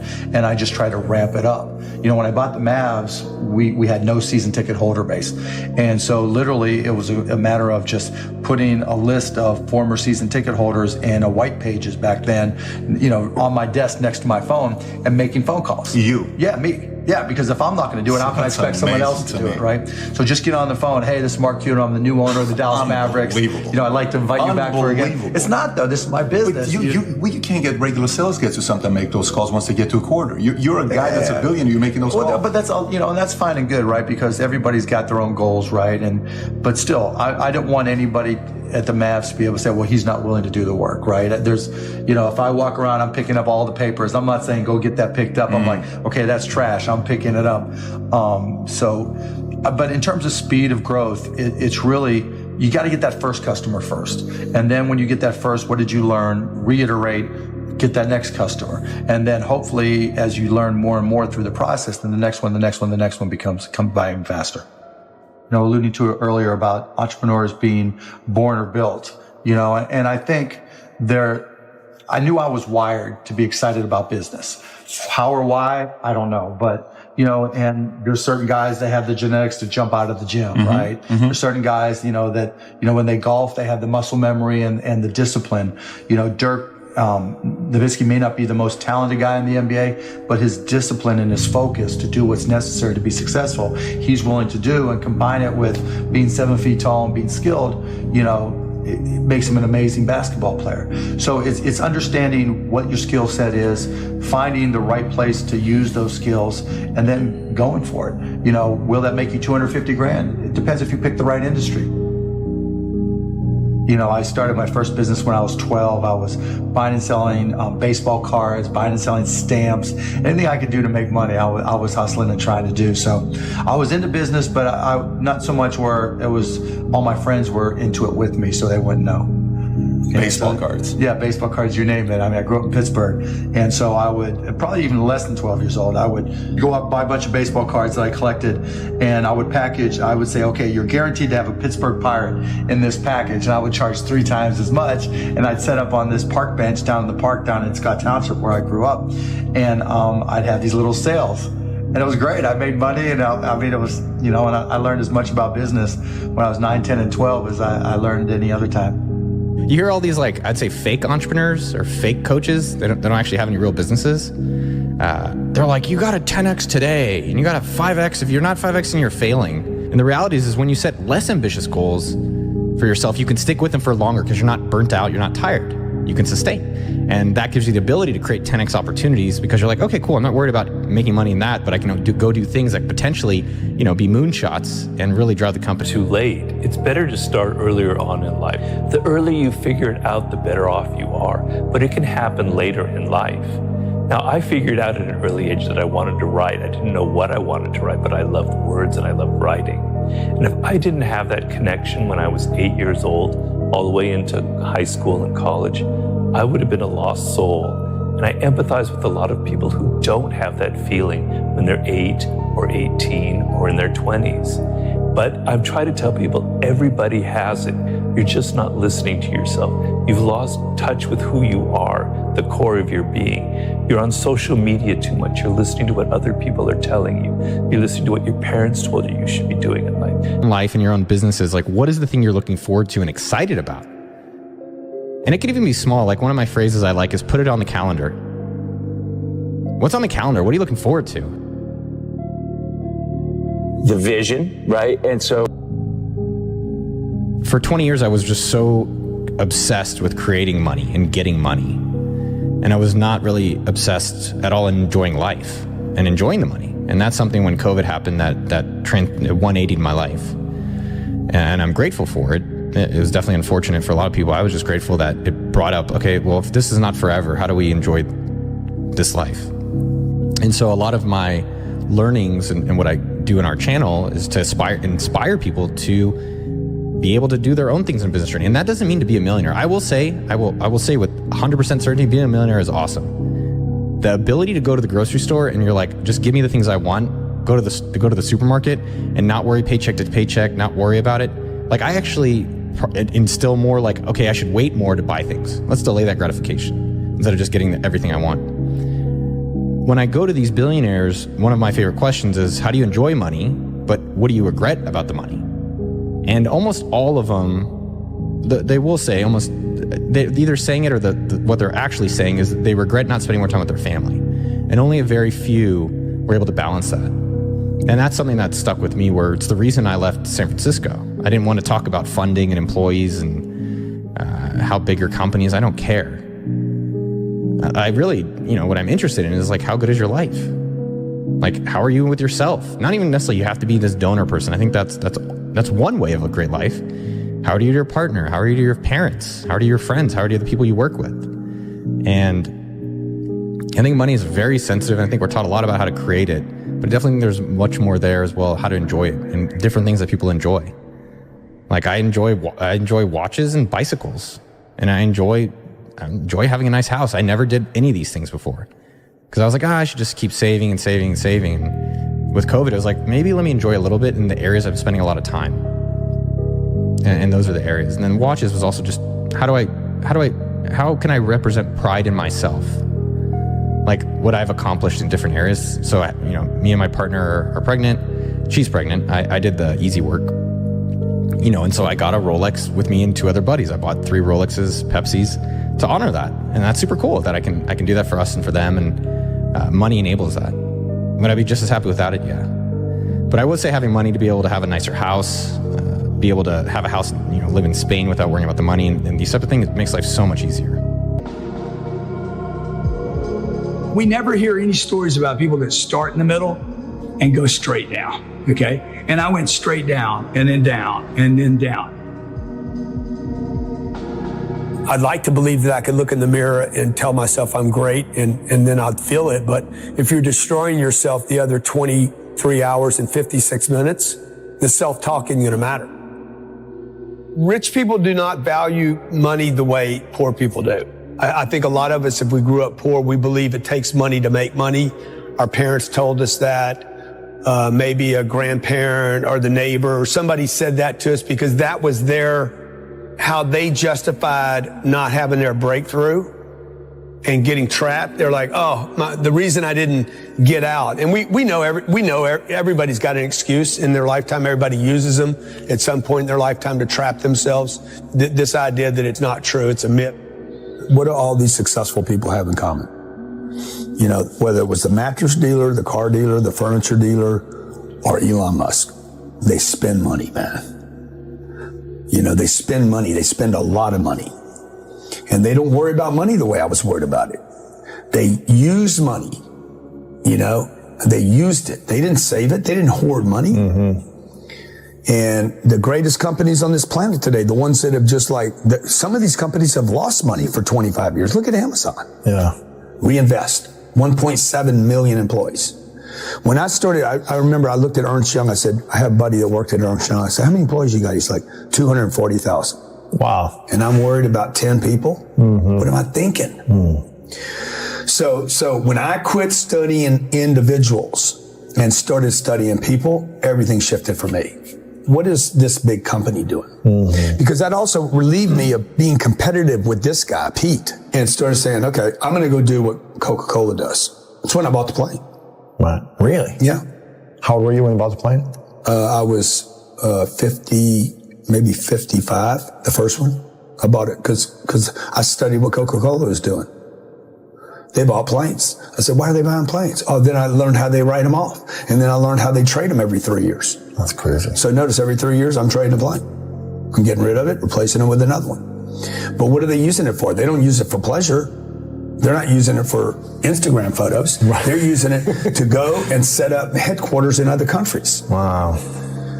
You know, so that's when I wrote, if you're not first, you're last, because when I started studying these companies, I'm like, Coca-Cola's everywhere. You can't go any place and not see Coca-Cola. I was like this big. I was always thinking about what can I keep? And they were thinking about how many shells can we get on? How many eyeballs can we see?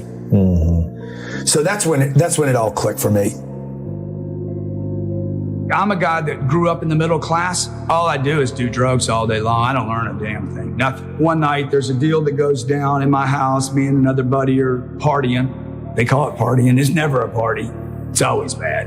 I open the door to walk this dude out, and this other guy jumps up on this step, puts a .45 caliber pistol right in my face, literally right here in my face. Jammed the barrel right into my head. You can see the scar right here.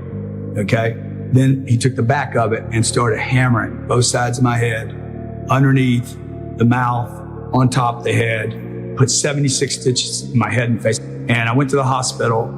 My mom was called to the hospital. My mom had no idea who I was. She's like, but where's my son? 28 days later, I was in a treatment center for drug addiction. And I finally put my first couple of days not using drugs together. But more importantly than not doing something, I started something that day. I'm going to become somebody. I want a great life. I want to be the guy that has freedom. I went into work the next day. The people that I worked for were gracious enough to let me keep that job. I took that addiction for drugs and literally threw it into my work. I really started learning from in the beginning. What you learn is you're learning from the master, you know, and so I'm duplicating and emulating. Then at some point you cross over and you become the master.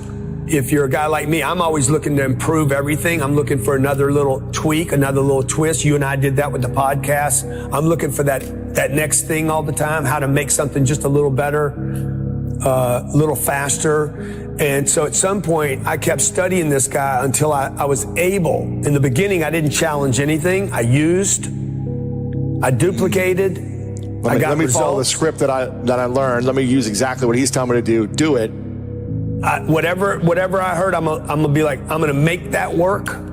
That's gonna be my stable datum. And once I could trust that, then I could build on top of it. I never butted anything. I got a better way in the beginning, dude. Until I got the results over and over, consistent results. Then I started teaching it to other people. Then I started learning angles, and then I basically created my own style and my own. I actually almost threw away what I had learned and created this new thing called information-assisted selling. Information-assisted selling. Where I started leading with what people wanted rather than this guy kind of hid. It was the old school, hide it. Don't avoid the price, bring it up later. And that's why I really started accelerating everything, giving people the information up front, allowing you to understand how much this watch or ring was or car was. Before you even asked about it, I'd tell you it's $58,000. Right away. So you wouldn't wait till the very end. You'd say, yeah, so look, if you're shopping for a car or a watch or a ring or a coaching program, whatever it is, you probably want to know how much it is. I know I would. This particular product's $58,000. It would require about, $2,500 down. Your payments would be about $550 a month.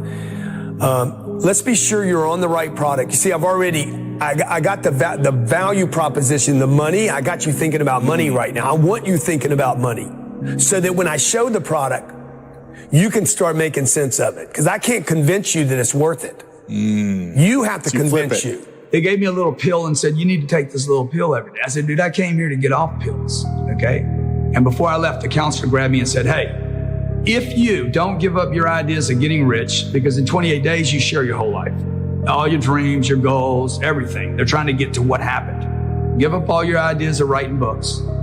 Give up your ideas of helping people all over the world. Just help the alcoholic and the drug addict, and that'll be enough.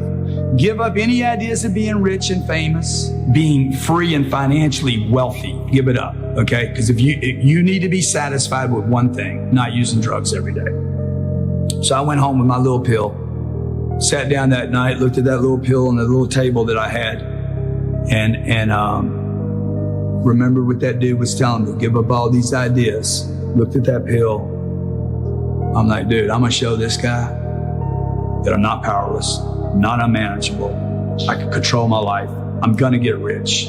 And so if I could just stay busy, okay, if I could just have a place to work every day and something to do and somebody to call and somebody to be in front of, that was my big fear. My big fear was that little white pill. I threw those in the trash that night. Never would use another one again. And I just made a decision that day not to quit, not to be powerless, not to be unmanageable, but to be somebody. And I've been doing that since I was 25. Every day waking up, today I'm gonna be somebody. I'm not just gonna think about it. I'm gonna be somebody today. I'm gonna grow into who I should be. We're not interested in people that want to be on the board because they want to make $200,000 or $300,000 a year, for 10% of their time. And we're not interested in the ones for whom it's a prestige item, and who want to go and check boxes or that sort of thing. We want our shareholders to walk in the shoes, our directors to walk in the shoes of shareholders. We want them to care a lot about the business, and we want to be smart enough so that they know enough about business that they know what they should get involved in and what they shouldn't get involved in. When we buy businesses, we don't have managers to put in them. We're not buying them that way. We don't have a lot of MBAs around the office that we're... Thank God. Yeah. We need management with the businesses that we buy. 3 times out of 4 or thereabouts, the manager is the owner, and we have to decide in that time when we meet them whether they love the business or love money. And we're not making a moral judgment. Charlie may, but I'm not making a moral judgment about whether it's better to love the business or love money, but it's very important for me to know which of the two is the primary motivator with them. It's no secret that Warren Buffett and Charlie Munger are 2 of the most legendary investors to have existed.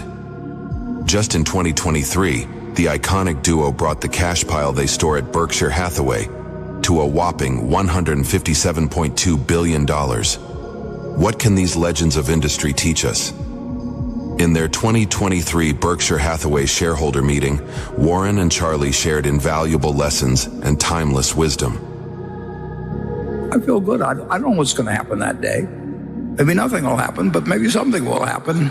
And if nothing else, I'll roll some T-bills or something. But I work with the greatest group of people you can imagine. We like each other. And nobody is after anybody else's job or anything of the sort. It's ideal working conditions, and it's 5 minutes from my home or thereabouts. So I haven't spent my life commuting. I just can't imagine having anything better. And Berkshire has been paying. Nobody else in the United States, no individual, no corporation would ever pay any income tax, Social Security tax, gift tax, estate tax, anything else 1,000 like Berkshire Hathaway would produce the revenue that's being produced by the federal government, that's being derived under the present tax code from everybody in the United States. And I don't feel badly about that, and I'd love to get it to what it's 1/500th or something of the sort. We know how to do it.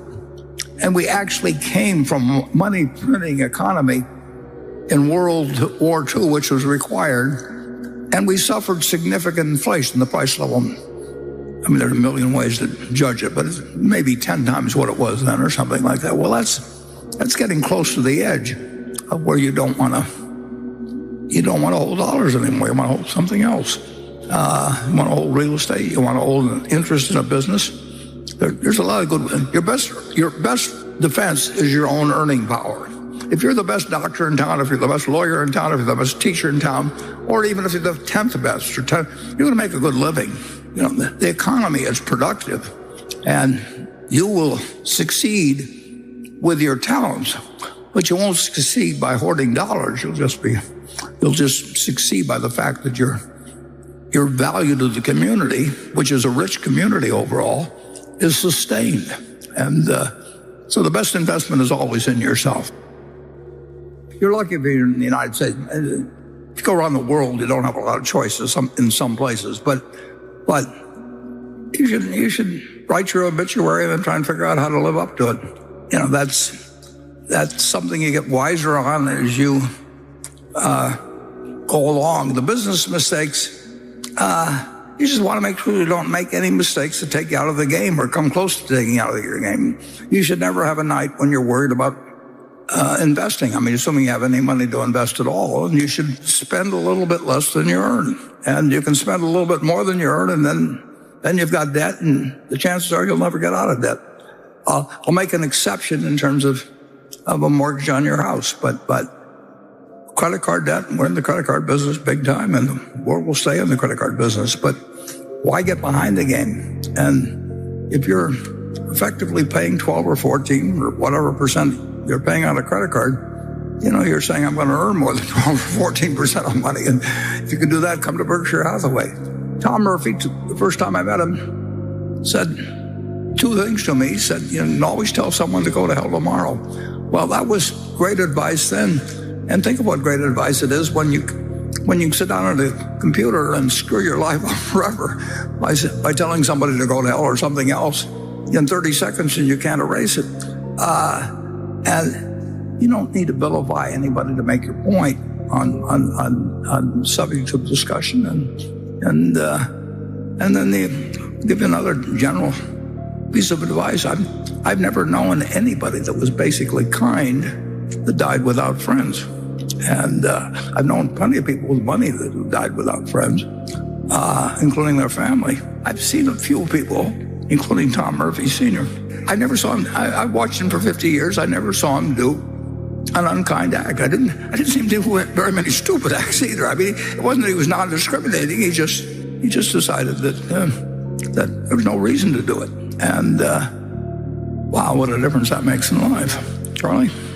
Well, it's so simple to spend less than you earn and invest shrewdly and avoid toxic people and toxic activities and try and keep learning all your life, et cetera, and do a lot of deferred gratification because you prefer life that way.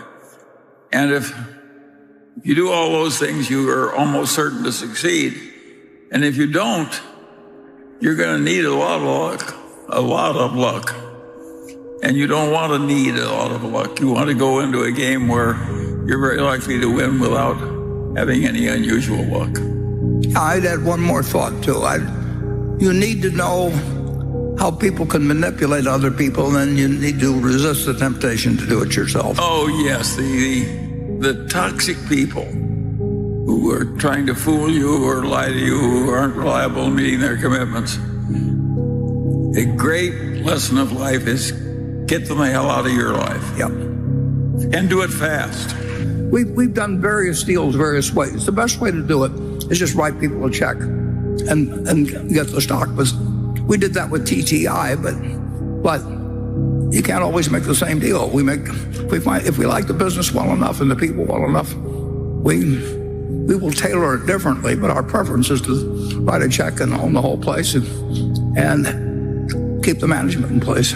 So we are in the perfect sort of game, and we both enjoy it, and we have a lot of fun together, and we don't have to do anything we don't really believe in doing. I mean, we are not dictated to by any group, and so we get to follow our own. We get to forge our own destiny, and in a sense, forge the own principle by which we can run the company, and that's a huge luxury in life. And we don't want to be president of any other company in the world or CEO or anything else, where we have to conform to certain things that we really don't want to conform to.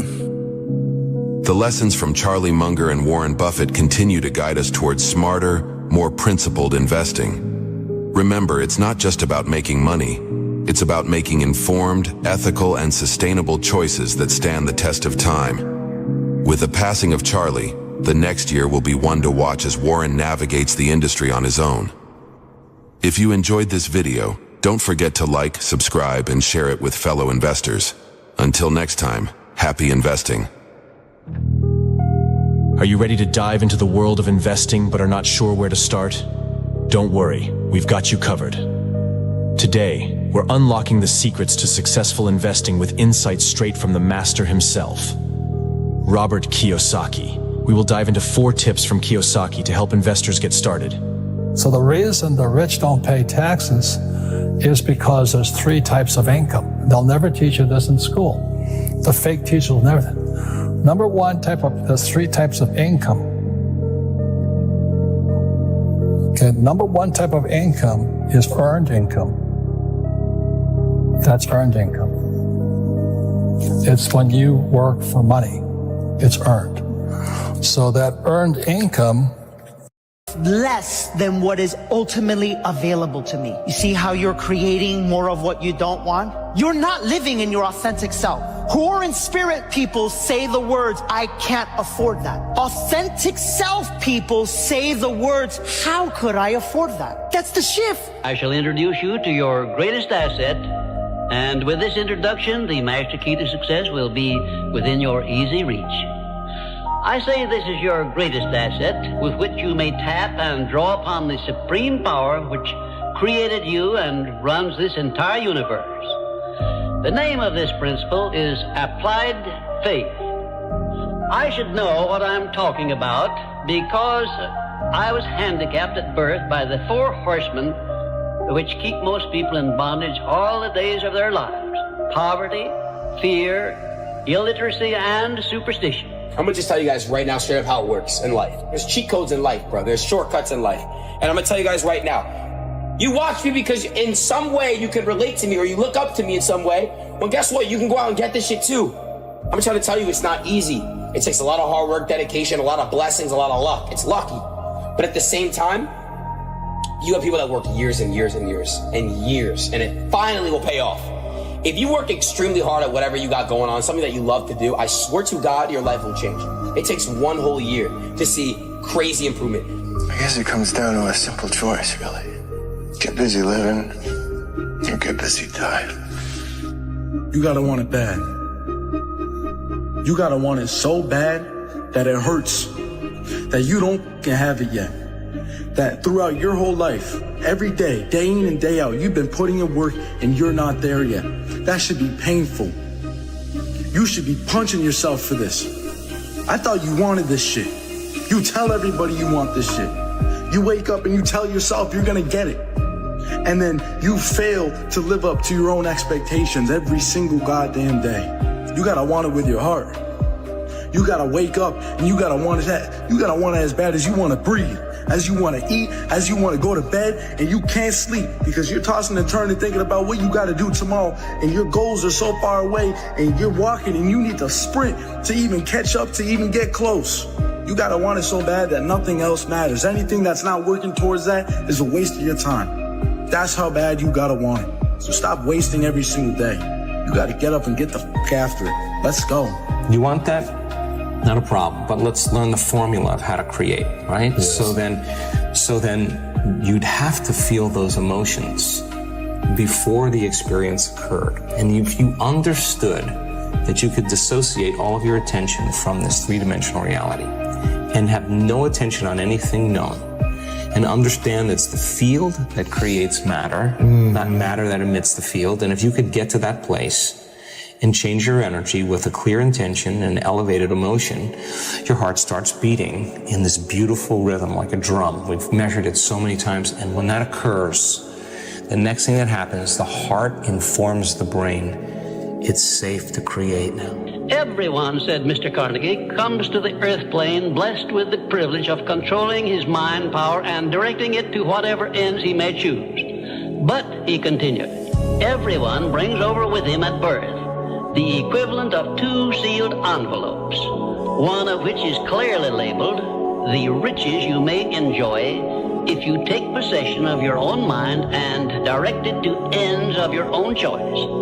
And the other is labeled, the penalties you must pay if you neglect to take possession of your mind and direct it. Your only limitations are those which you set up in your own mind or permit others to set up for you. I can't. You can't? Are you kidding me? You just said I can't? Like, I want to fucking slap that mother. You know what I'm saying? I can't? Applied faith is the mental attitude wherein you may clear your mind of all fears and doubts and direct it to the attainment of whatever you desire in life. The next year is going to go by whether you're doing something about your life or not. Write down what you're trying to get done. Write down what you need to get done on a long-term basis and what you need to get done on a short-term basis. And write off a checklist. Force yourself. Be accountable. The difference between a dream and a goal is a timeline and accountability. Because, I mean, just sitting around dreaming someday, someday I'm going to get a different job. Someday I'm going to change this. Well, someday ain't a day of the week. It is an inevitable law of nature that you lose that which you do not use. And of course, this applies to the use of your own mind, the same as to everything else. There are no more opportunities to become rich, did I hear you say? Remember, you are given as your richest birthright the privilege of controlling your own thoughts. Therefore, treat this divine gift with the profound respect to which it is entitled, and do not allow anyone to do your thinking for you, or to influence your thinking in any manner whatsoever, except by the rules of accurate thinking I am passing on to you. Follow this procedure regardless of what people think or say about your method of thinking. If they wish to call you a cynic or a doubting Thomas, let that be their misfortune. But for your own good, go right on thinking by rules which will save you from many mistakes and tragedies throughout your life. A power which is greater than poverty, greater than the lack of education, greater than all of your fears and superstitions combined. It is the power to take possession of your own mind and direct it to whatever ends you may desire. When doubt creeps into your mind, remember that whatsoever a man believeth, that shall he also reap. Remember that your mental attitude is something you control outright, and you must use self-discipline until you create a thought pattern or thought habits which keep your mental attitude positive at all times. Your mental attitude is important because it acts as a magnet which attracts to you everything, every circumstance which makes you what you are and where you are. Maybe not today, maybe not tomorrow, and maybe not the next month.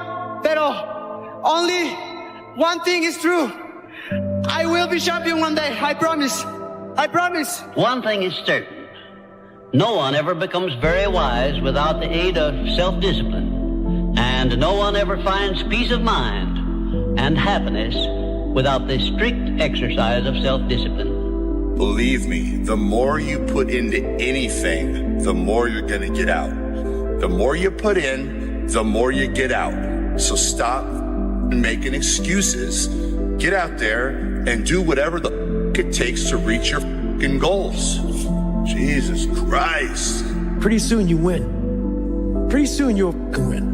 If you have the courage and the heart and the dedication and the mindset of everybody can go themselves, you put so much practice into you, you know exactly what to do. It just sucks doing it. There is no get out of jail free card. This is why I say stay hard. Because when you weren't given the gifts, the only thing you can do in life is stay hard. when you put that practice in, every day you lace them up, and I don't mean run. It's just a metaphor for life. Remember, faith is not something you get. Faith is something you already have. But you may be using it in reverse gear by believing in the circumstances and things you do not want, the things you fear. Faith is guidance only. It is not a power which will bring you what you want, but a power that can guide you to go after what you want and get it. Nobody's coming to save you, big dog. Don't you get that? Your whole life has led to this point because of you. Your shitty decisions, your f***ed up habits, your poor choices have caused you to end up at this point. The only person, big dog, that's gonna get you out of this spot is you. You need to get scared. You need to get freaked out. If you're not where you want to be right now, you need to get scared. All these people that are telling you it's not your fault, you have time, yada, yada, yada. No, you don't. Because those are the exact people that don't make it. It should freak you out that your parents aren't taken care of. It should freak you out that you don't have the life you want to have. It should freak you out that if something happened, something went wrong, you could do nothing about it because you're living paycheck to paycheck.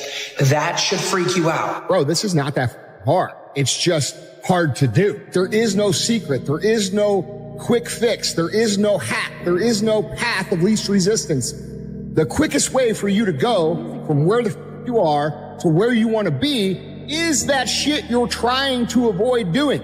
And not only is it the fastest way, it's the only way in most cases to get where you're trying to go. I must work hard. I must have failures so I develop skills. And I must not quit so I can continue to push forward. Choices and you don't look back.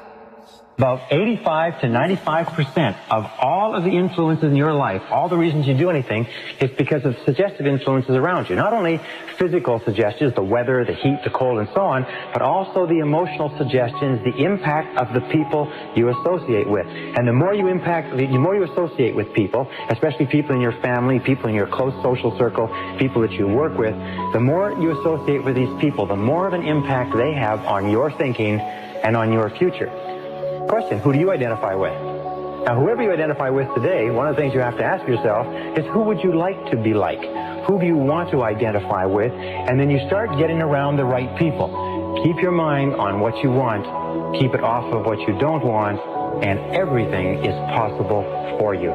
Here is a terrible word almost everybody uses concerning money that you need to wash right out of your vocabulary. Never again say spend money. Spend means it's gone. I've gotten rid of it. I'm not going to see it anymore. As long as the thought is formed in your mind, spend money, you are dismissing money from you. I prefer circulate. To circulate means what? Return to point of origin. See, this way you've always got a hold of your money. It never gets away. It circulates. It goes over there and pays your light bill and comes back and brings more with it. All of the money that I use returns to me multiplied in a never-ending cycle of increase and enjoyment, thank God. If I want to attract a lot of money, I got to see myself with a lot of money. I got to mentally accept I've already got it. I don't let my bank account dictate that.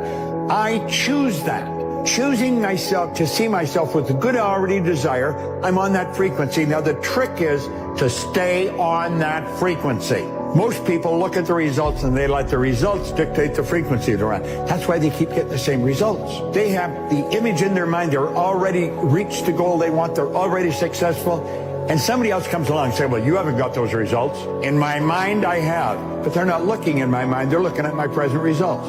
And then pretty soon I start listening to them. I think, God, they're right. I look at my results. I haven't got it. Do you see why we keep getting this poor result? You've got to see yourself with the good you desire. You've got to hold that image in your mind. You've got to know it's going to come. One of the fastest ways to create something in your physical reality is to reverse the normal process by which we create things. Usually we create things first by thinking about it. I think I'll go to that party. And then we say something about it, as in, Matilda, I'm coming to your party tonight. And then we do something about it, as in showing up at the party. Here I am, just as I said I would be, because I thunked the thought this morning. Okay? That's generally how we produce things in our reality. In fact, everything in this room was once a thought in someone's mind. There is nothing that was not once a thought in someone's mind somewhere. But if you want to really play tricks with the universe and create magic with the stuff of life itself, reverse the thought, word, deed paradigm. Turn it upside down and start with the deed. That is to say, act as if. If you want to experience abundance, be abundant and do as abundance does. Therefore, if you have only $5 left to your name, go to a store and get them transferred, made into singles. And take 5 singles and walk down the street and give a single to each of 5 people who have even less than you do. And by the way, you will find those people very easily. It's crazy because I used to tell myself at 14, 15, like, I'm gonna be a millionaire, like, I'm gonna own it. Like, I used to, like, go in, like, not even hype, like, thoughts for hours, like, if I had money and shit, like, what I do, how I do this. And it's crazy because, like, now it's like, that's my life. Like, scary almost. Like, real deal. I remember, like, being on the train going to school, like, I'm gonna be a millionaire, I'm gonna have a car, I'm gonna be driving down that street, I can see myself. Then I actually, like, came and did it, like, crazy.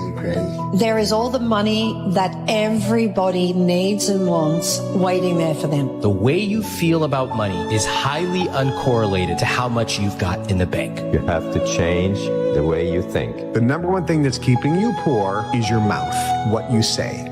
You see, what you say is what you get. Your tongue is a creative force. Words have power, more power than you could ever imagine. Every word that comes out of your mouth has 100 to 1,000 times more power than a thought. If you believe that what you say will happen, you will get whatever you say. Listen to me.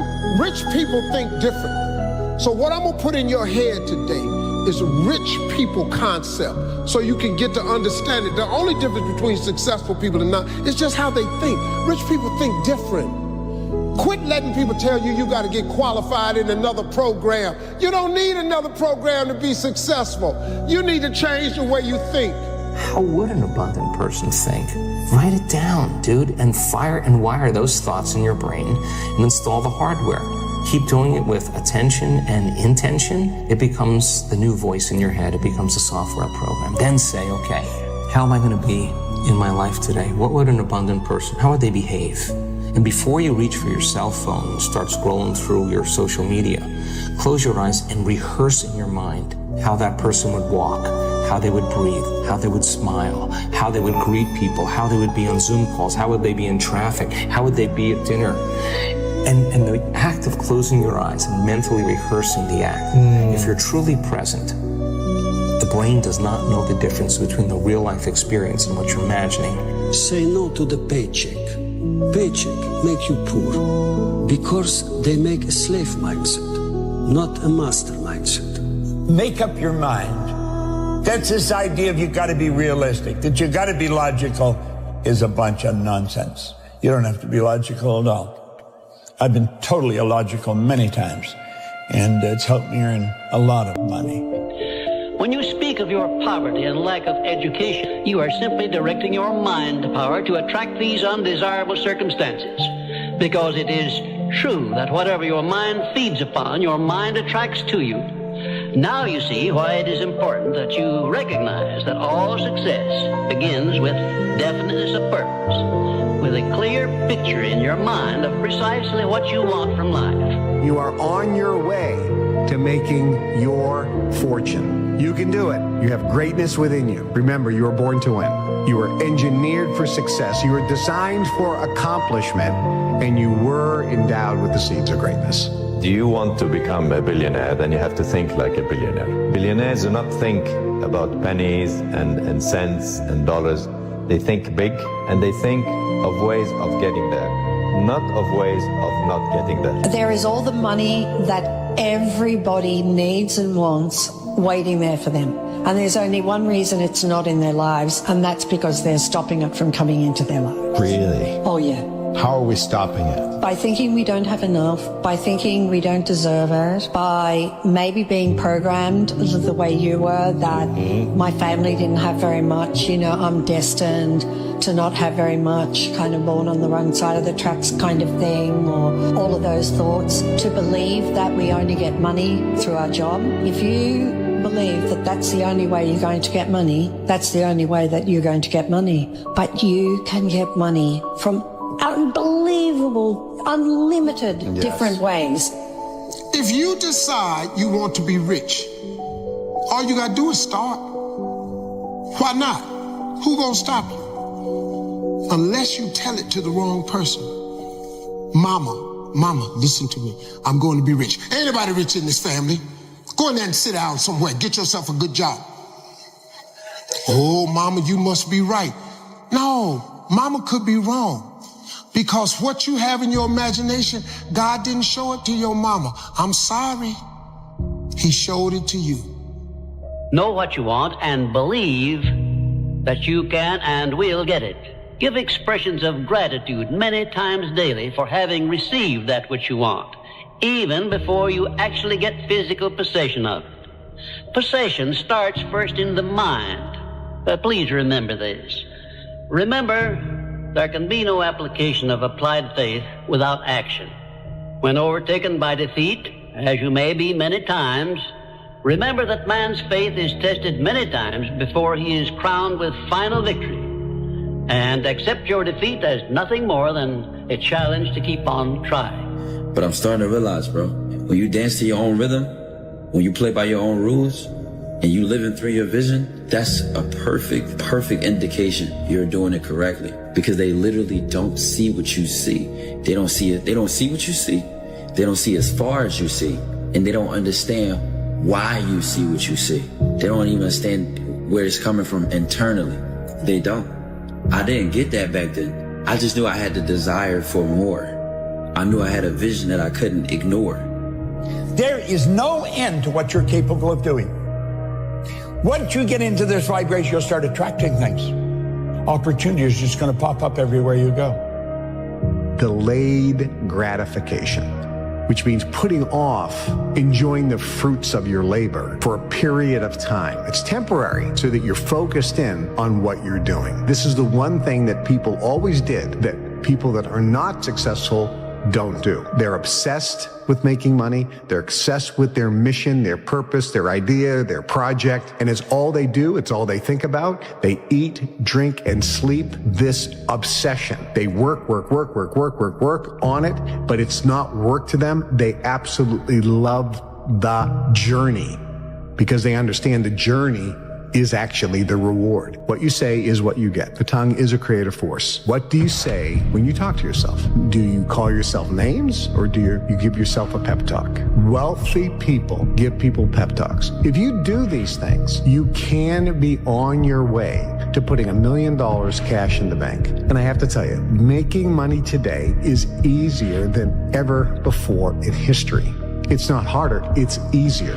And you get it when you believe it. You get it when you believe you have it. And that's the key. It's like people still, they sit around going, when's it going to come? When's it going to come? When's it going to come? When's it going to come? And that's the wrong way. You have to go, it's here, it's here. The person who's living in lack is waiting for their wealth to feel abundant. They're waiting for their success to feel empowered. They're waiting for their healing to feel gratitude. They're waiting for their new relationship to feel love. They're waiting for their mystical experience to feel awe. That's the Newtonian model of reality, of cause and effect. Waiting for that event to happen to take away this separation or lack. Nothing wrong with it. It's the way most people create. But what we've discovered is actually something else. The moment you feel gratitude, your healing begins. The moment you feel worthy and abundant, you're generating wealth. The moment you're empowered, you are moving towards your success. The moment you're in love with yourself and you're in love with life, you'll create an equal. The moment you are in awe of life, you're going to have a mystical experience. And so that's causing an effect. If you want it, don't just think you want it. Go out and f***ing want it. But you're not looking like you want it. You look like you're feeling sorry for yourself. And nobody f***ing wants anybody that's feeling sorry for themselves. Isn't it strange that so often people have to be cut down by failure and defeat before they learn that they have minds capable of mastering all of their problems? Just remember this about adversities. Nothing is ever so bad or so unpleasant that it may not yield some benefit if we keep a positive mental attitude toward the experience and make it a habit to look for that seed of an equivalent benefit. What is money? Define it. What is money? You go in, you give your time, your energy, your attention towards a task, and you get paid. What is those 15 pounds that you're getting for that hour worth? Your time? No, not your time. What is it worth? Where does it come from? Who gives that thing value? It has no value. That money isn't real. So what you need to do is you need to create money. And you create money by elevating the way that you think about finances, the way that you think about business, the way that you think about working. You don't work in order to get a paycheck. You work in order to build things that create money. Your body is so objective that it's believing it's living in that reality where you are abundant. And as long as you feel that emotion, you're not separate from it any longer. You're no longer in lack. You're no longer looking for it to occur. Say, why hasn't it happened yet? If you're feeling abundant, why would you look? The longer you're conscious of that energy, the more you draw that future to you. Nothing changes in your life until you change. Every family deserves to have a winner. I think it should be you. But you also have to disconnect, unplug your umbilical cord from the belly button of average and plug yourself into the mindset of a winner, which is a winner does more than expected every single time, no matter how they feel, no matter the circumstances. A winner shows up 10x times more than the average person. A winner has these unreasonable expectations of himself. A winner knows that he's destined for greatness. And no matter how many people around him tell him to slow down, be careful, watch out, that's too risky, you don't have the genetics, the DNA, the money, the mind, the brain power for that. A winner locks onto their goals and keeps going. The reason you want it so damn bad is because you know you can get it. You know you're capable. You know if you do everything right or everything that you're supposed to do, that you can achieve. And when you know you can do it, you get pissed off when you don't have it already. And see, the problem is so many people don't think that they can do it. That's when you lose your drive. People want to talk about where's that fire. That fire is by starting it. You got to ignite it. And that's going to light that fire. Now you know how big this fire can get. You know how dangerous you could be. You just got to stoke the fire every day. You got to keep adding to it. Every time you add to it, it gets a little bigger. It gets a little more possible. It doesn't seem so crazy anymore. And after you add it enough, you see what's capable. Until one day that fire is there and it's rage, all because of a spark. Nothing ever just happens by luck, but every effect has its definite cause, albeit we often observe effects, the causes of which we cannot isolate or understand. Now there's three types of people in this world. Those who watch things happen, those who wonder what happened, and those who get up and make it happen. And it's easy for you to figure out what type of person you are. Do you wait to start doing it until you feel like doing it? Or do you get up and get after it until you feel like doing it? Come on now. It starts with the dream killer button. Don't hit it. What you doing? You gonna snooze yourself or choose yourself? Don't confuse yourself and lose yourself. How you gonna start your day with a nap? You ain't even done nothing yet. You had plans on waking up last night when you set that alarm. What happened since then? Your dreams got smaller, so you stay in your bed. Your life is less important than the excuses in your head. You stay in your bed, your dreams stay in your head. Choosing your feelings instead of what you said last night when that alarm was set. The reason you don't have more money in your life is because you settle for mediocrity. Because money is a frequency, it's an energy, it's a vibration. So when you readily accept lower quality food, what you're saying to the universe is, universe, I happily accept the lowest quality for the most important thing of my life, my body. Please, universe, don't send me more money because I am happy with less than what is ultimately available to me. You see how you're creating more of what you don't want? You're not living in your authentic self. Poor in spirit people say the words, I can't afford that. Authentic self people say the words, how could I afford that? That's the shift. I shall introduce you to your greatest asset, and with this introduction, the master key to success will be within your easy reach. I say this is your greatest asset with which you may tap and draw upon the supreme power which created you and runs this entire universe. The name of this principle is applied faith. I should know what I'm talking about because I was handicapped at birth by the 4 horsemen which keep most people in bondage all the days of their lives. Poverty, fear, illiteracy, and superstition. I'm gonna just tell you guys right now straight up how it works in life. There's cheat codes in life, bro. There's shortcuts in life. And I'm gonna tell you guys right now. You watch me because in some way you can relate to me or you look up to me in some way. Well, guess what? You can go out and get this shit too. I'm trying to tell you it's not easy. It takes a lot of hard work, dedication, a lot of blessings, a lot of luck. It's luck. But at the same time, you have people that work years and years and years and years, and it finally will pay off. If you work extremely hard at whatever you got going on, something that you love to do, I swear to God, your life will change. It takes 1 whole year to see crazy improvement. I guess it comes down to a simple choice, really. Get busy living, or get busy dying. You gotta want it bad. You gotta want it so bad that it hurts, that you don't have it yet. That throughout your whole life, every day, day in and day out, you've been putting in work and you're not there yet. That should be painful.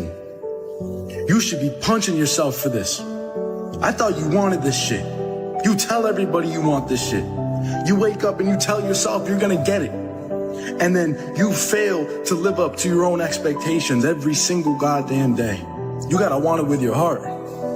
You gotta wake up and you gotta want it. You gotta want it as bad as you wanna breathe, as you wanna eat, as you wanna go to bed, and you can't sleep because you're tossing and turning thinking about what you gotta do tomorrow, and your goals are so far away, and you're walking and you need to sprint to even catch up, to even get close. You gotta want it so bad that nothing else matters. Anything that's not working towards that is a waste of your time. That's how bad you gotta want it. So stop wasting every single day. You gotta get up and get the fuck after it. Let's go. You want that? Not a problem, but let's learn the formula of how to create, right? Yes. So then you'd have to feel those emotions before the experience occurred. And if you understood that you could dissociate all of your attention from this 3-dimensional reality and have no attention on anything known, and understand it's the field that creates matter, not matter that emits the field. And if you could get to that place and change your energy with a clear intention and elevated emotion, your heart starts beating in this beautiful rhythm like a drum. We've measured it so many times. And when that occurs, the next thing that happens, the heart informs the brain, it's safe to create now. What would be the outcome? The experiment of being abundant would be that you would have to feel that feeling. It's so good at doing it with your eyes closed. You got to do it with your eyes open. Now, why? Because if you're feeling the feelings of your emotions, of your future, you're no longer looking for them. You can do whatever you make up your mind to do. Believe, and you shall receive. Will you please remember that your life is exactly what you make it by your own mental attitude. Listen to this. You do not have to be the smartest cat in town to earn a lot of money. As a matter of fact, you can be pretty dumb and earn a lot of money. I was pretty dumb and I was earning a lot of money. So when people tell me you got to be smart to earn a lot of money, I know that's not true because I knew I wasn't very smart and I was earning a lot of money. If you complain about money, if you judge people who have it, if you rush when you're in lack, if you cheat when you don't have what you need, an abundant person doesn't do that. You got to look at that and say, I got to break these habits. Yes. Oh my God, if I truly want to be abundant, I can't act this way. Now here's the big one. If I truly want to be a new personality that's in a new personal reality, I can't take lack with me.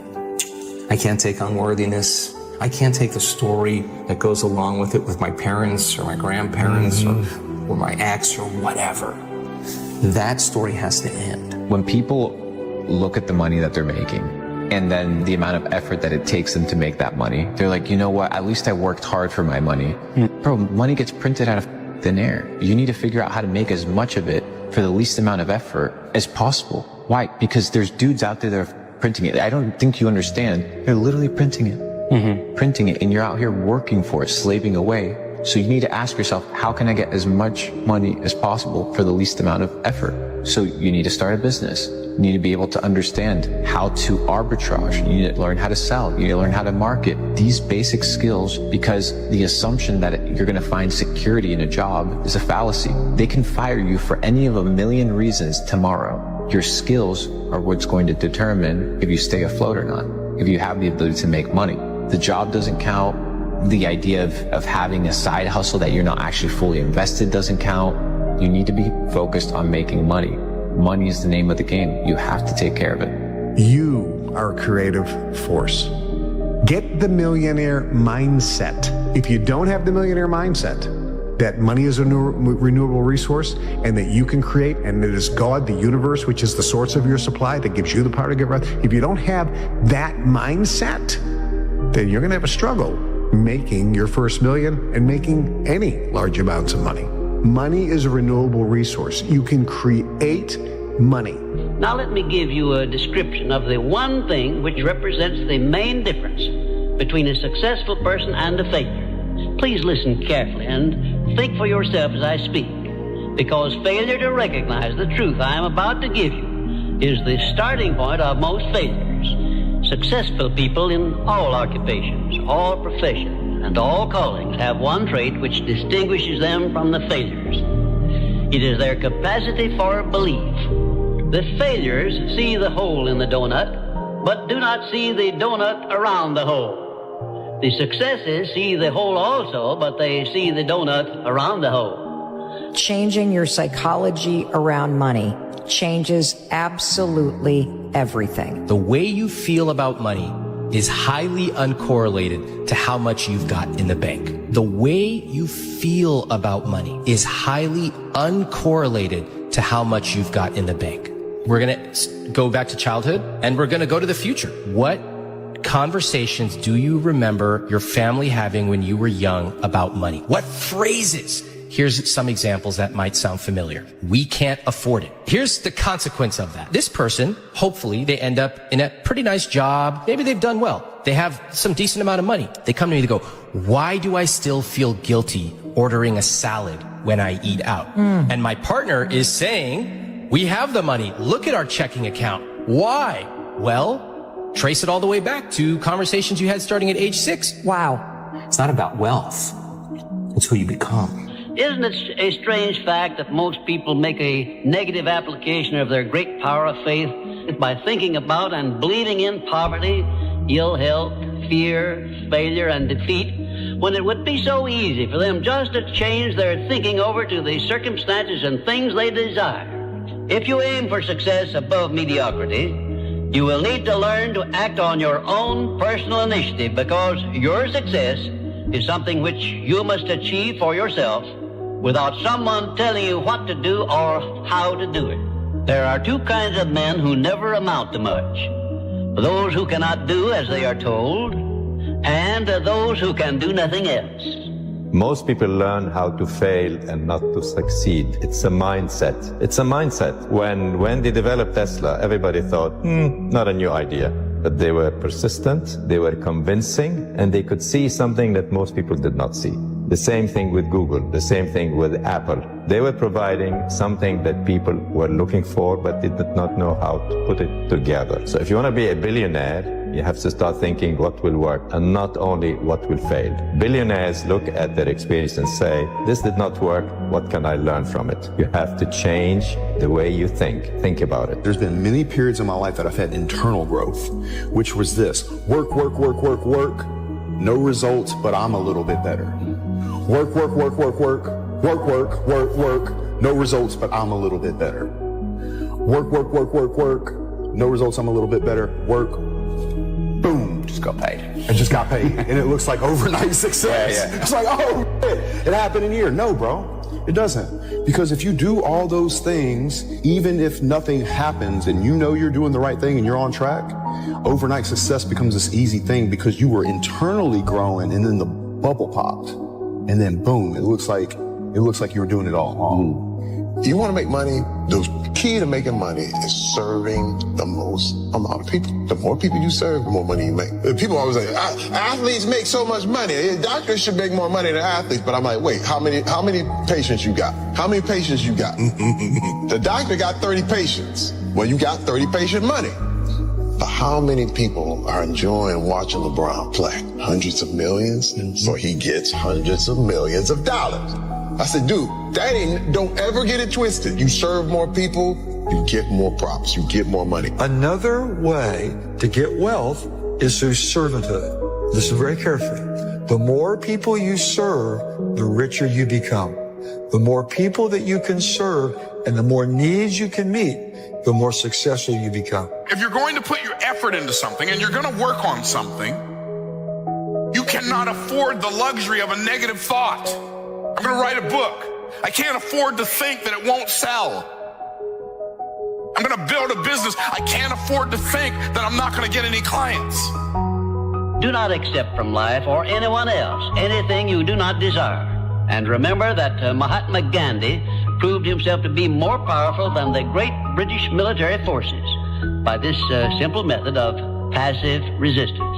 Keep your mind eternally engaged in thinking of that which you desire most, your major purpose in life, so no time will be left for you to waste on thinking of that which you do not want. The more I listen to this, the better my life gets. If they don't have what you want, don't listen to what they say. There's no greater waste of time than justifying your actions to people who have a life you don't want. Write out this sentence and paste it in a prominent place where you work and on a mirror where you see yourself in your home. Whatever the mind can conceive and believe, the mind can achieve. Remember also that you are the only person who can provide you with a positive mental attitude. What are you going to do about it? On your answer to this question rests your entire future. Opportunities in life are like trains. There's always another one coming. There's not like this is the last opportunity that will ever present itself to you in this lifetime. No, there are an abundance of opportunities, tons of opportunities. There's huge amounts. And if you don't take advantage of this because of various conditions and circumstances that you can't, there'll be another one down the road. This is the confidence or knowing this, that you can and will have tons of opportunities in this lifetime. You can't take advantage of every single one. Take advantage of the ones you want. Bro, it's so easy to bank money. You know this. Online, anybody can go out and make 10 grand a month. Literally. I was talking with a guy in Singapore, probably worth a couple $1 billion. I was having a conversation with him, and he's like, you know what the biggest issue is between the elite and people that make no money? I'm like, what? Financial literacy. He said, most people are financially illiterate, and it's a language. And what do you mean it's a language? He's like, yes, finance is the language of the elite. Self-education will never betray you. Self-education will never betray you. You have to sit down. You don't like to read books. Nobody gives a the marketplace doesn't care. In order for us to change a belief or perception about ourselves and our lives, we have to make a decision with such firm intention that the amplitude of that decision carries a level of energy that's greater than the hardwired programs in your brain and the emotional conditioning in your body.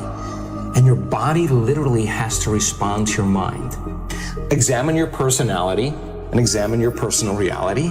Change your personality, change your personal reality. Don't make it be about abundance. Make it about becoming abundant by overcoming the person who's not abundant. There's a moment when every boy realizes no one's coming to save him. And that's when he becomes a man. And some boys never get there and stay children forever. The winner never quits, and a quitter never wins. Definiteness of purpose. By now you should know what you want most from life, and you should have a plan for getting it. Going the extra mile. This is a must if your major purpose is anything above mediocrity. Wake up every day. How bad do you want it? How bad do you want your dream? It's so much easier to forget that vision than to remember it, right? So if you're going to remember it, you got to keep it alive in your mind. How do you keep it alive in your mind? You disconnect from your environment. You close your eyes. You play music in the background. Don't be thinking about what's going to happen in your day. You already know what's going to happen. Don't think what happened yesterday. You already know that. Get in the present moment and say, who do I want to be when I open my eyes? Who do I want to be today? What would greatness look like? How would one day, one shot, one lifetime, what would an abundant person do? Don't let losers and brokies sit and say to you, oh, all our graves are the same, it doesn't matter. No, it does matter. You were not born to suffer and die without being remembered or leaving a mark on this planet. You weren't born for that. You were born to do something great and to be remembered. You were born to leave offspring, which are so fantastic, raised in your image, that you, by proxy, are discussed into eternity. Your bloodline becomes synonymous with competence and capability. That's why you were born.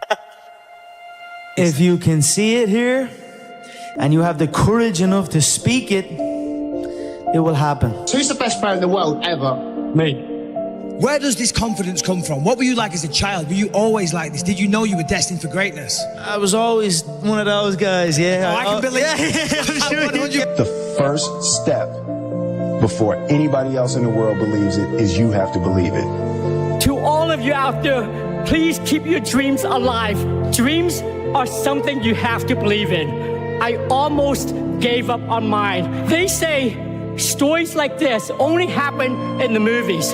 I cannot believe it's happening to me. Mom, I just want an Oscar. Anything's possible. Anything's possible. The mind is but a magnet to what you want. You know what I'm saying? A law of attraction. 4th grade, I went in my closet. I said, I am going to the NBA. When I was a kid, I used to visualize stadiums and like raising my hand and visualizing a arena full of fans, and that was something I'd done as a kid. I always had these visions of something. You have to do that. You have to battle with this. Whatever the mind can conceive and believe, the mind can achieve. So a lot of times people believe in certain things, but they keep to themselves. They don't put it out there. If you truly believe in it, if you become vocal with it, you are creating that law of attraction and it will become reality. Connor, you've been dreaming about this moment. You've been talking about this moment. Honestly, though, does it feel the way you thought it would? Yeah, it does. It feels beautiful. I dreamt this so much, so clearly, so precisely, and so frequently that it has manifested itself into reality. And that's what I am feeling right now. It's a dream come true. Why not you? You've got the brains. You can make decisions. You can study the plan. You can change your life. You can grow immensely in the next few years. You can make your dreams come true. You can build a financial wall around your family nothing can get through. You can become healthy. You can become powerful. Why not you? There's this thing about people and they talk about manifesting. It's real, man. Manifesting is real.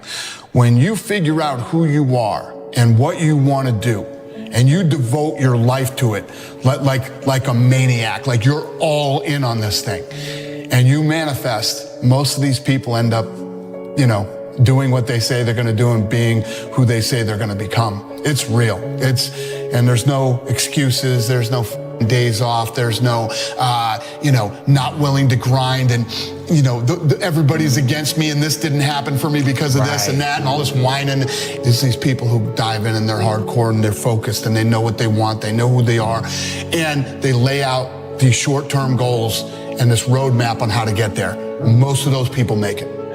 True years in the gym, true wins, true losses, true life. I just realized that if you say it to yourself and you look yourself in the eye and look yourself in the mirror and truly believe that not a man alive can beat you, then that is the way it is. And just true hours in the gym and preparation, I feel that I am untouchable right now.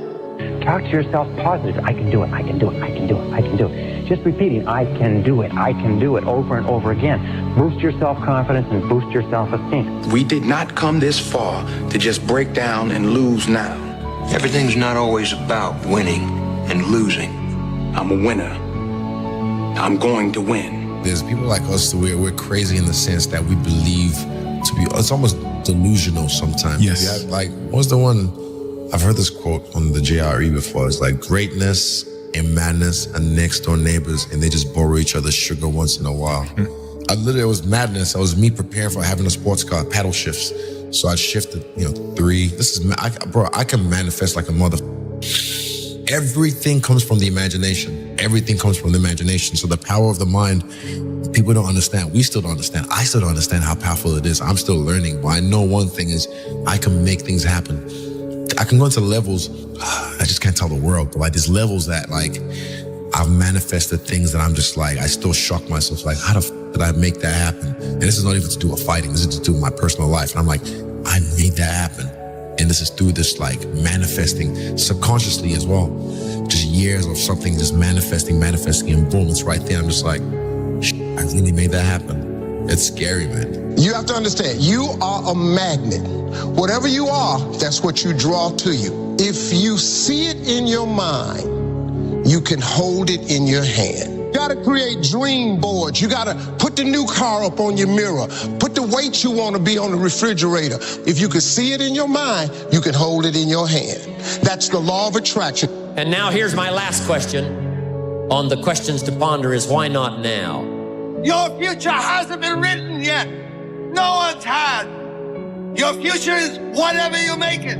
So make it a good one. If a person would sit down and let their body relax, totally relax, and then start to visualize in their mind, see themselves the way they want to see themselves.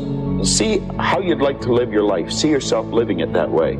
Okay. Now understand that that's a picture in your mind. And then take that picture and describe it. Write it out in the present tense. I am so happy now that I see myself, and write it out. Start to read it and read it and read it and read it every day. Carry it around and keep reading it. The one point that all the great teachers all down through history have all agreed on, they've been in complete unanimous agreement on it, we become what we think about. Now, it may be fantasy at first. It might even appear to us as being a lie. But if you read it often enough, you'll start to believe it. And when William James said, believe and your belief will create the fact, you will see the person's personality change. Me signing my signature with Champion 2011 on it, it can't hurt me. It can't hurt me. It could only help me to believe it even more, So yeah, I mean, it works for me. Everything is possible in your life when you believe. When you believe, everything is possible. Everything is possible.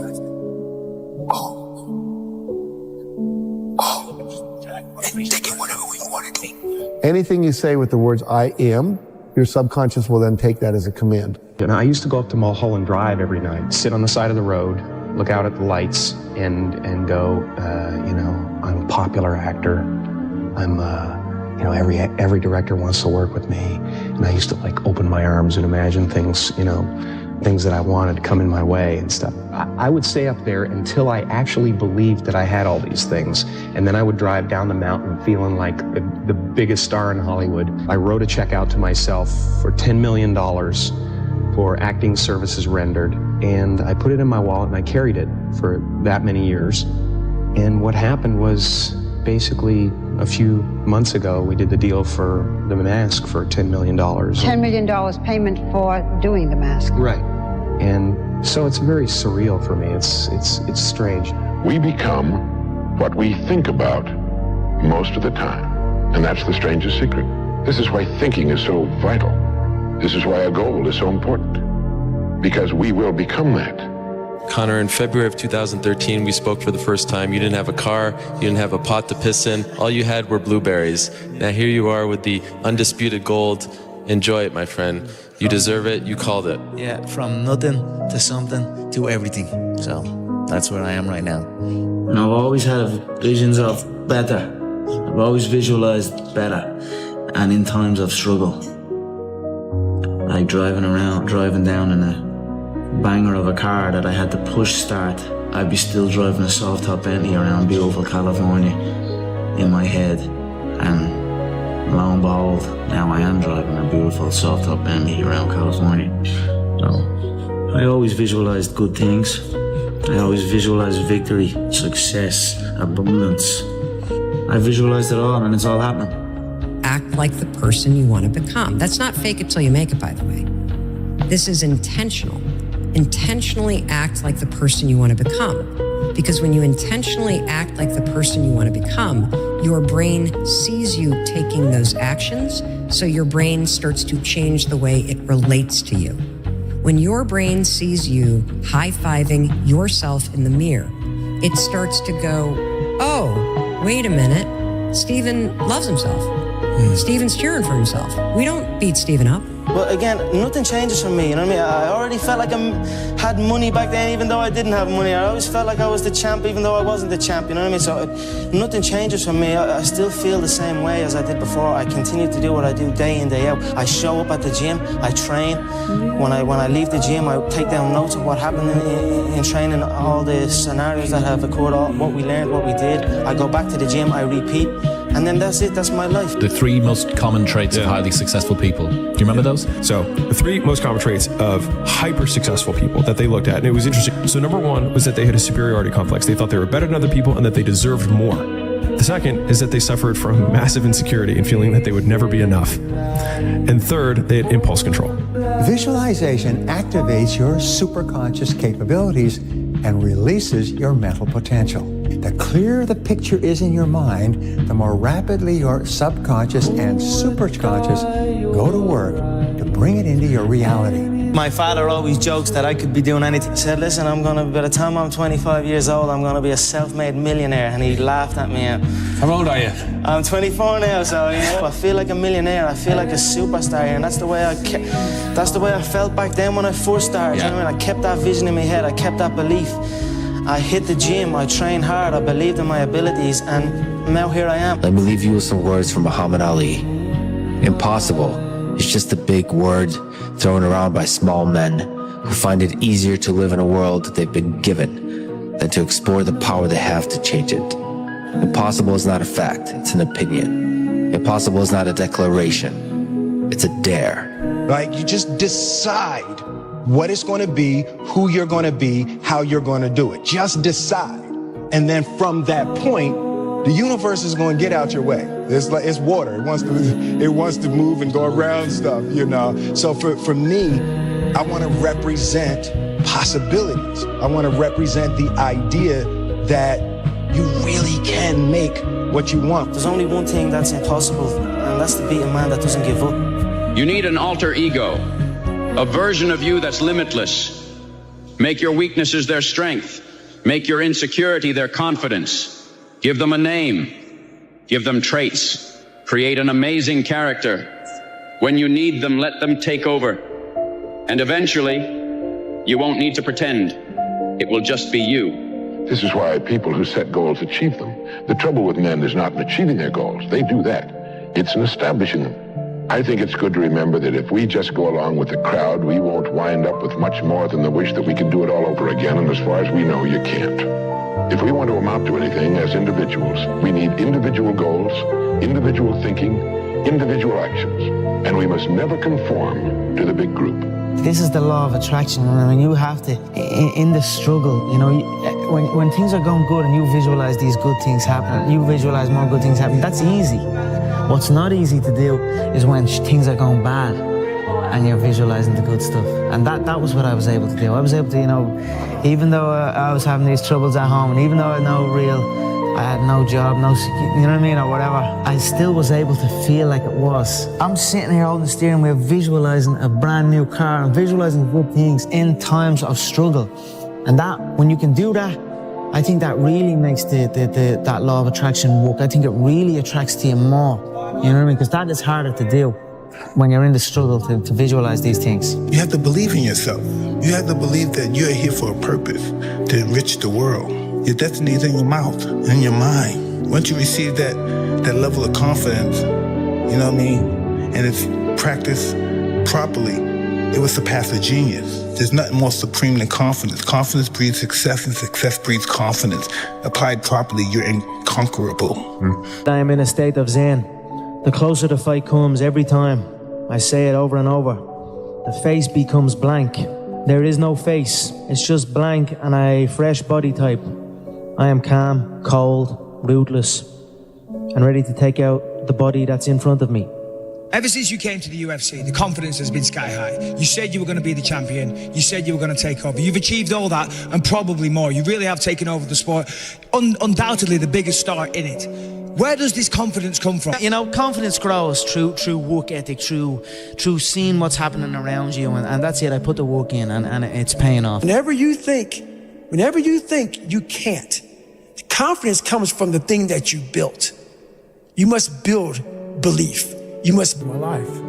I kept going, not because I wanted to. Trust me, all of me wanted to stop. I kept going because I deserved to know what not giving up on myself felt like. Great rule, you become what you think about, but you become what you say to yourself. So what you do is you say to yourself these magic words. You say, I never give up. Say it, say I never give up. I like myself and I never give up.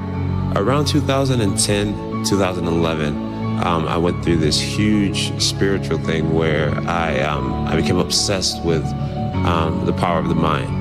Meditation, visualization, and just realizing how powerful our minds actually are and our level of self-belief. I just took myself to this different mental level where I took myself from being average, very average-minded, to actually believing that I was the and believing that I could be the and that I could be the GOAT and be the greatest and never lose. Like, I took myself to a different place mentally, and a lot of it came from mental practice and meditation and visualization and just seeking knowledge from people who are strong believers. You know, I always dreamed as a kid that, you know, it was possible to score 80 or 90 or 100. I always just, like, you know, had a dream. You know, like, sometimes you lay down in bed and you visualize things. You just kind of, you know, that's at least how I would go to sleep. I'd lay down, I'd imagine playing for the Lakers, and I would imagine what the uniforms look like. I'd imagine where we'd be playing, and, you know, the smell of the arena and all sorts of stuff. And I would see myself, you know, getting hot. So you just keep dreaming and dreaming and dreaming. And before I go to sleep, I'm like at 120 points, you know? And so when you grow up, downloading that into your brain over and over and over. And then, you know, that summer, I made 1,000 shots a day. 1,000. Before you go to sleep every night, visualize yourself being, doing, and having the good which you desire. And when you impress the subconscious just before going to sleep, the subconscious works with that idea that you've given it, even while you're asleep. The subconscious mind will be correlating you with all of the good which you have visualized. You say you may not realize it, but your mind is working for you or against you, even while you are asleep. Once you figure out your brain, you become unstoppable to almost anything. Your brain's amazing. Once you feed it the right conversation, the right mental nutrients, the right mental supplements, the right internal dialogue at the right time, with the right hit, with the right proof of what you've done in the past, and you send that right to the right circuit, dude, you're a beast. A beast. I truly believe we are all equal as human beings. If we are obsessed with something and we truly pursue our passion with everything we have, regardless of anything else, if you are obsessed, work hard, put in the time, you will succeed. And that is a philosophy that I carry. I remember during one lunch break, I was in the car park and it was pissing rain down, and I just said to myself, there was some music playing, and it was like there wasn't even words to it, it was just a kind of a beat, and I got like I went somewhere with it, and I was like, I'm out of here. I'm gonna just drive out of this building. So I head home and pursue this dream of becoming a world champion in mixed martial arts. And that's what I did. I drove home. When I got home, my mother and father said, how come you're not still at work? And I said, I'm never gonna go back to that site another day in my life. And then all hell broke loose. But through hard work, through dedication, they saw what I was pursuing, and they supported me, and I done it. I did it. Visualizing is my biggest tool of life. That's why I've been able to put myself in cold water, put myself in a 100-mile race, and I'm able to go through the race and see how I'm going to feel at mile 50. Almost to the exact feeling. Right, so when it comes up, it's no surprise. It's no surprise. I've already done this a million times. Mm-hmm. And that's the one thing I practice and practice and practice and practice overnight. But also, the most important thing is I practice that feeling of accomplishment that I'm going to have. Write everything you want on a piece of paper. Everything. I don't care. Use your wildest imagination. If you can think it, you can achieve it. Write it on a piece of paper. Read it every morning and every night. Come back here 1 year from today and see how much of that stuff then came true. I will attract into my life what I am, not what I want. So that's the difference. It's like you get what you are rather than what you want. So you want to become. And I had one of the greatest lessons I ever learned, and I'm about to share it with you. Set a goal that'll make you stretch that far. And he said, here's why. For what it will make of you to achieve it. And I got one of the greatest classes in one sentence I've ever received in my life. Set a goal that'll make you stretch that far. For what it will make of you to achieve it. What a brand new reason for setting goals. What an all-encompassing challenge to have a better vision of the future. What for? To see what it will make of you to achieve it. And here's why. The greatest value in life is not what you get. The greatest value in life is what you become. My first rule that I always talk about to success is you got to have a very clear vision of where you want to go. Because if you don't have that, you're just floating around. And so, I was very fortunate that I created that vision. Visualizing became a normal thing. If I can see it, then it must be a reality. And I can make it a reality. So for me, the vision became a reality. So it was only then a matter of following through with the work to get there. Work your ass. Because every single time when I had a vision about anything, I had to work my ass. What you have at the moment, Mr. Owen, you've attracted by the person you've become. What you have at the moment, you've attracted by the person you've become. Few little simple principles here. Once you understand these, it starts to explain so much. Now, sometimes it's a little tough to take, blaming yourself instead of the marketplace, taking responsibility instead of putting it off on someone else. That transition sometimes is a challenging mission. And this one was a little tough for me. He said, Mr. Owen, you've got pennies in your pocket, you've got nothing in the bank, the creditors are calling, you're behind on your promises. He says, here's how that occurs. You've attracted, up until now, you've attracted the things to you because of the person you've become. Now I said, well, how can I change all that? He said, very simple. If you will change, everything will change for you. You don't have to change what's outside. All you've got to change is what's inside. To have more, you simply have to become more. And then he said, don't wish it was easier, wish you were better. Don't wish for less problems, wish for more skills. Start working on yourself, making these personal changes. And he said, it'll all change for you. You attract what you feel, what you are, what you attract. What's on your mind, It's like the law of physics. I don't know how anybody can disagree with that. It's just, ask any physicist, they'll tell you that it's true. You attract, not something you pursue. Success is looking for a good place to stay. So instead of going after it, you work on yourself. Personal development. See, the major question to ask on the job is not what are you getting? The major question to ask on the job is what are you becoming? See, the big question is not what am I getting paid here? The big question is what am I becoming here? You don't attract what you want, you attract what you are. Now think about that. If you want to attract what you want, you've got to see yourself already with it. Start to see yourself mentally. Use your imagination. See yourself already in possession of the good you desire. That will flip your mind onto a specific frequency, and you do think on frequencies.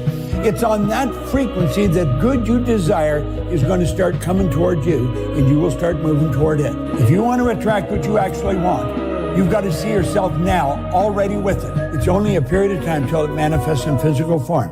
Never stop, no matter how many failures. When you know you're doing what you're meant to do, you have to try. If you're going to try, go all the way. Otherwise, don't even start. If you're going to try, go all the way. This could mean losing girlfriends, wives, relatives, jobs, and maybe your mind. Go all the way. It could mean not eating for 3 or 4 days. It could mean freezing at a park bench. It can mean jail. It can mean derision, mockery, isolation. Isolation is the gift. All the others are a test of your endurance, or how much you really want to do it. And you'll do it, despite rejection and the worst odds, and it will be better than anything you could imagine. If you're going to try, Go all the way. There's no other feeling like that. You'll be alone with the gods, and the nights will flame with fire. Do it. Do it. All the way. All the way. You will ride life straight to perfect laughter. It's the only good fight there is. I'm enjoying the fruits of my hard work. Nobody works harder than me inside the octagon, outside the octagon. I am a workhorse, so I'm going to enjoy the benefits of this life. I'm going to get myself a big mansion in Las Vegas. I'm going to get the soft top cars. I'm going to bring my whole team out. I'm going to spoil them and give them this life. Big steaks that size, we're eating every single night each. We're eating good, we're living good. It's human nature. Some people will sit and take positivity from that. They will look at that and take inspiration and inspire. It will inspire them to go and push for that. Others will shell up and critique it and be negative towards it. But one thing is for sure, those people will stay where they are. The people who take inspiration from it will rise up and also one day experience that life. So this is human nature. Some go one way, some go the other way. But I am enjoying my money, my hard-earned money that I have dedicated my life to. Now, the latest research in neuroscience says you can change your brain just by thinking. So then, as you begin to think about a new possibility, and your brain begins to fire in new sequences and new patterns and new combinations, and you begin to plan your behaviors, and you begin to review in your mind, mentally rehearse who you're going to be in your life. The mere action of mental rehearsal begins to install the neurological circuits in your brain. Now your brain is no longer a record of the past. There's a law of attraction in the universe that says that you attract into your life people and circumstances in harmony with your own thinking. So if you start to read really good material, set goals, commit to your own personal development, strive to become good at what you're doing, listen to positive audio programs, associate with positive people like at this seminar, what happens is you set up a force field of energy that is invisible, but it attracts into your life people, circumstances, possibilities, opportunities that would not have been there in the absence of your own changed thinking. The person who's living in lack is waiting for their wealth to feel abundant. They're waiting for their success to feel empowered. They're waiting for their healing to feel gratitude. They're waiting for their new relationship to feel love. That's the Newtonian model of reality, of cause and effect. Waiting for that event to happen to take away this separation or lack. Nothing wrong with it. It's the way most people create. But what we've discovered is actually something else. The moment you feel gratitude, your healing begins. The moment you feel worthy and abundant, you're generating wealth.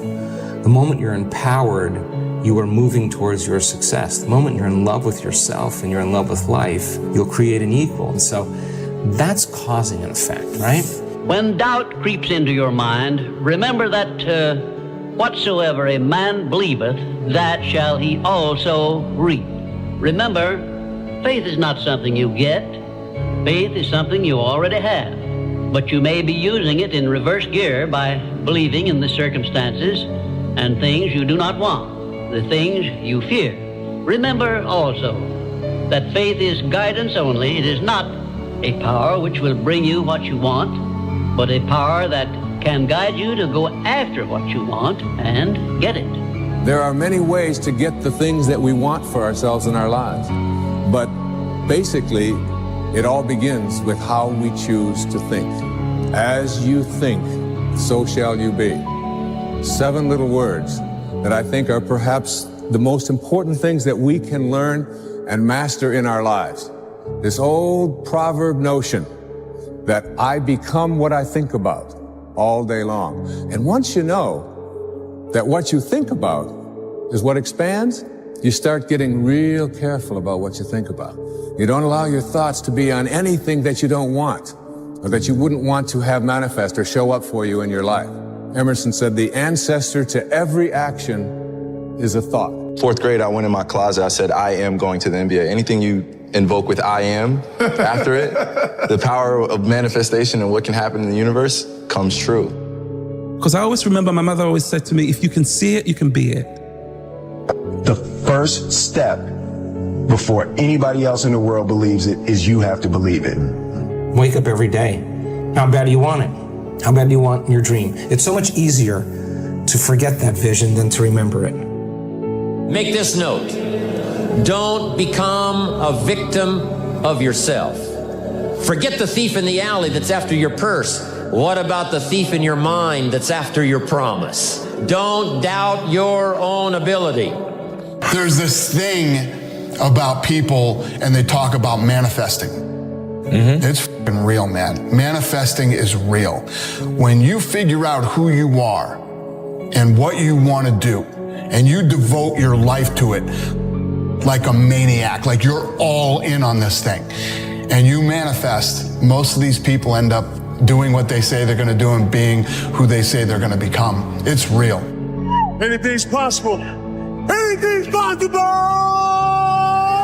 And there's no excuses, there's no fucking days off, there's no not willing to grind, and they lay out these short-term goals and this roadmap on how to get there. Most of those people make it. Anytime you want to, you can say, I'm going to change my attitude. I'm going to change my abilities. Take on that as your God-given right to change your life to whatever degree you want it to change. Everything comes from the imagination. So the power of the mind, people don't understand. We still don't understand. I still don't understand how powerful it is. I'm still learning, but I know one thing is I can make things happen. The question is, will you put the work in that is required to manifest? I'm just wondering if there's anybody here that wants their future, that wants to fulfill their destiny, that wants to manifest, that wants to walk in discipline and determination. I'm just wondering, is there anybody here that's willing to disappear? In the core of your being, do you realize that you're a star? Yeah, I always knew so. I knew I wasn't going to be regular. I just knew like I was going to be great at something. I didn't know what it was, but I knew I was going to be great at something. I just knew. Bro, I can manifest like a motherfucker. Think and Grow Rich by Napoleon Hill. There was a book, and it said, Think and Grow Rich. And I remember going through the pages and reading the principles. The foundation of this is anything the mind can conceive and believe it can achieve. Whatever the mind can conceive and believe, the mind can achieve, regardless of how many times you may have failed in the past or how lofty your aims and hopes may be. Manifesting is real. Now, whatever you send into the universe sends right back at you. And when it's coming back, that's your law of attraction. It's a choice. It's a matter of the heart. That your mindset could change your whole atmosphere. That you can turn your mess into a message and your test into a testimony. Everything comes from the imagination. A lot of people were surprised when they found out that you've been signing your name as Champ 2011.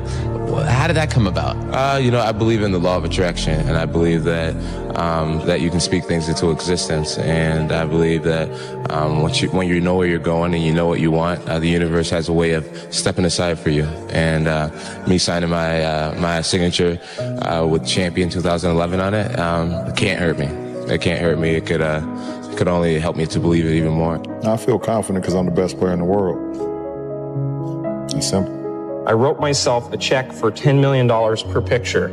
See, this is by Thanksgiving 1995. That's the actual check I wrote myself 4 years ago. And that's so I'm kind of here to say that visualization does work. I've manifested things that I'm just like, I still shock myself, like, how the f did I make that happen? And this is not even to do with fighting, this is to do with my personal life. And I'm like, I made that happen. And this is through this like manifesting subconsciously as well. Just years of something just manifesting, and boom, it's right there. I'm just like, shit, I really made that happen. It's scary, man. It's scary for me to even think about. You attract, not just what you feel, you attract what you feel, what you are, what you attract. What we really want seems impossibly out of reach and ridiculous to expect, so we never dare to ask the universe for it. I'm saying, I'm the proof that you can ask the universe for it. Unpack the gift of the present and let the future be your motivation. Everybody is looking to manifest. We're all looking to manifest something. We'll lose sleep to manifest, and we'll work 2 or 3 jobs to manifest, and we'll study for hours in a day to manifest. We are all looking to manifest something. Let me call your attention to a great power which is under your control. A power which is greater than poverty, greater than the lack of education, greater than all of your fears and superstitions combined. It is the power to take possession of your own mind and direct it to whatever ends you may desire. I went home and I prayed for a bicycle, and then I got a bicycle. Showed up in my living room. Brand new Mustang bike. I put it in one of the scenes in Eternal Sunshine. The Mustang bike with a banana seat. I manifested it. I stood there in an open field like this, my arms out. Once I started to transition from, I don't know what I'm going to do, how am I going to ever get off my sister's couch, who will ever pay me, how am I ever to get to graduate, how am I ever to gain experience, I'm too young. Once I started shifting all those thoughts to, it is possible, I do believe in myself, I am great, I'm going to work really hard to develop skills that are going to help me move me forward. That's when everything started to shift. When I shifted, my inner world, my outer world opened up to me for incredible possibilities. I don't care what level you get to. I need you to dream, right? I need you to, guys, I need you to spend a considerable amount of time dreaming every single day. Let me tell you why. I've noticed that the people who dream and those people who dream big have a different kind of life than the people who don't dream. And so there are a few things that we have to understand in order to manifest this future. The future, when it is no longer a distant dream, some possibility, some idea, but it's a very present target. All of a sudden, everything changes. And so you may be average, you may be ordinary, but you have the opportunity every single day to make extraordinary decisions. And what you do today will determine your future. So if you were here and you're like, I'm scared, whatever you do this for me. Do not sabotage yourself with fear. Fear is not real. That's something in your brain. Like, it does not exist. How do we get over it? You get over it by dreaming of what you can be. Come on, y'all gotta hear what I'm saying. There are those of you in this room, you spend a majority of your life doing what other people want you to do. You don't even know who you are. And so even what you're doing, you're not doing at 120% because you're doing what somebody else wants you to do. And you're not good enough to be somebody else. The future you would say, thank you for not allowing the despair and the anguish and the anger and the bitterness and the jealousy and the ego to eat away at your progress and your perseverance and your ability to travail and endure. What you're trained to think about when you think about manifesting is vision boards. Mm-hmm. And when you hear the word vision boards, you think about the big stuff. Should you have big dreams? Of course you should. Here's where everybody goes wrong. You dream about the end. You make this gorgeous collage of all this stuff that has nothing to do with your current life. That literally, as you're sitting in your studio apartment with the cat box that hasn't been changed in 2 weeks. No food in the fridge. No food in the fridge. And you're looking for a job and you're staring at a mansion going, someday. It's going to make you feel like a loser. Yeah. Because the gap between where you are and where you want to go, it seems insurmountable. And so what happens based on the research is when you only visualize the end game, Lewis, it's demotivating. At first, it's really fun to like have a bottle of wine and make your like collage. I'm gonna visualize, I'm gonna slap this up. There's my vision board, it's fabulous. Law of attraction, baby. Come on, I'm gonna think about it, it's gonna come to me. Okay, I've been doing this for 2 days. I'm still in this apartment with the cat box that needs to be changed. The way to visualize properly is to visualize the bridge between where you are and where you need to go. The bridge. Yes, and particularly the horrible stuff. What you do by visualizing the bridge is you train your nervous system and your mind to do the hard work. So you should visualize not crossing the finish line, but what is it like to be at mile 12 when your batteries run out on your earbuds? Yeah. No, I'm serious. Yeah. And you keep going. What's it like when your shoelace breaks and now your heel is lifting and you're starting to get a blood blister at mile 17? What's it feel like when you wake up and it is pouring rain and you visualize yourself running anyway? That way, when you visualize the work, You are preparing your body for it, so you're not resistant to it when it comes. I think anything a mind can conceive, if you think about it often enough, you will come to believe it. So you don't have to believe it to start off with, because I didn't believe it. And I'm speaking from experience here. I didn't believe I'd ever get the $25,000. I didn't even know anyone with $25,000. But I kept reading the book. Now, do you know, a strange thing happened. See, when you write something, writing causes thinking. Thinking creates an image. The image then is impregnated into cells in your brain. All I was thinking about prior to that was debt. If a person has a goal of getting out of debt, they will probably stay in debt forever, because that's what you think about. And whenever you think about and get emotionally involved with, you're going to attract. You get on a frequency that it's on and you attract it. I kept reading the card and I started to think of earning money. Now, many people would say, well, weren't you thinking of that before? No, I was thinking of debt.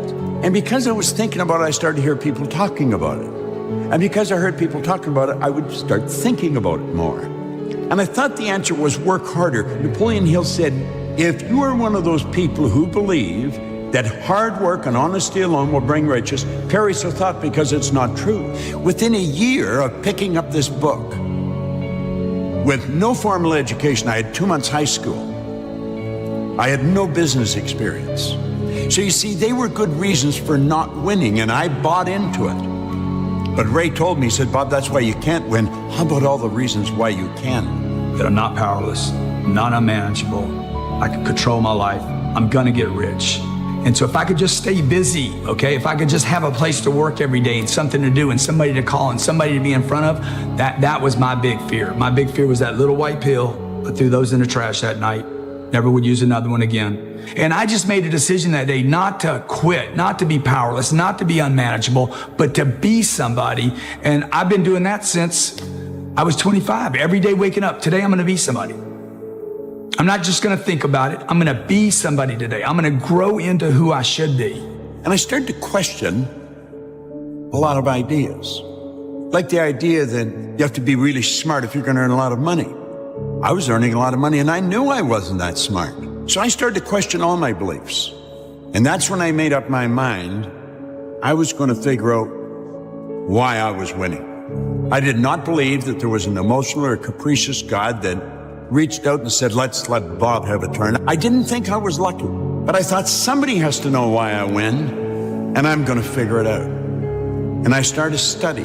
He said, there's a difference between wishing for a thing and being ready to receive it. No one's ready for a thing until they believe that they can acquire it. He said, the state of mind must be belief and not mere hope or wish. So then I think, well, how do you believe? Where do your beliefs come from? Do you just say, I believe? There's more to it than that. Our belief system is based upon our evaluation of something. And frequently, if you reevaluate a situation, your belief about that situation will change. And suddenly, I realized I'd figured it out. It had taken me 9.5 years from that day in London, trying to figure out why did I change. 9.5 years later, in the restaurant, it dawned on me. My belief system had changed, because I was reevaluating who I was. No amount of reading or memorizing makes us successful. It's the understanding and application of wise thoughts that count. So I started to study this from a totally different perspective. And when I did figure it out, I started to understand Napoleon Hill better. Because all he wanted to do was teach it. And when I got it figured out, that's all I wanted to do was teach it. I think that there's a certain delusional quality that all successful people have to have. But before you can ever reach anything, you have to believe it. You don't just mistakenly become great at something. Your destiny, when you identify with your destiny, you have to be maniacal. You have to be uncompromising. It don't matter how much it feel like it ain't gonna work. Delusional. Complete delusion. You gotta believe the delusion. Because it's only delusional until it works. It doesn't matter if the world believes in you. If we don't believe in ourselves, nothing's gonna happen. And when you believe in yourself, you believe in possibility. You can't have one without the other. As long as you believe in that very gift that you have in the bottom of your stomach, that fire that burns, that dream that wakes you up in the middle of the night and wakes you up and have you screaming to the sun, rise, so I can go after this dream. That is the very thing that you should chase every single day. And as long as we believe, as long as we know that we have greatness inside of us, we can be anything we want to. In order for you to manifest your dream, you got to be the first one that believe in you. Don't worry about what nobody else say, man. Speak life into your dreams. I do believe that when you walk in a room and you're confident and you stand tall and you believe in yourself, that energy does come off of you. We generate our power by first believing that our efforts will be rewarded. No matter how many people tell you that you're stupid, you're a failure, that you're never going to do anything, that you are going to believe in yourself. No matter what nobody told you about your dream, man, stand up for your dream. Stand up for what you believe in and speak what you want into existence. How much time do you have left? How much time do you have left? This is what I believe, and I'm willing to die for it. Period. You must first believe that you can, that you will, that you must. Be crazy enough to believe in you.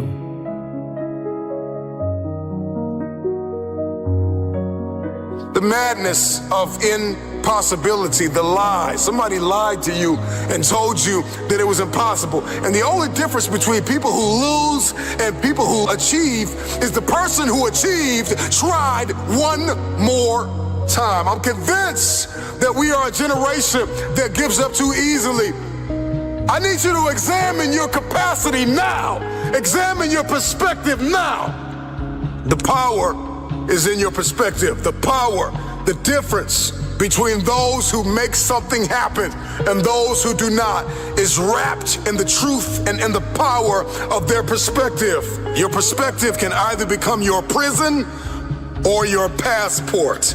It can either arrest you or release you.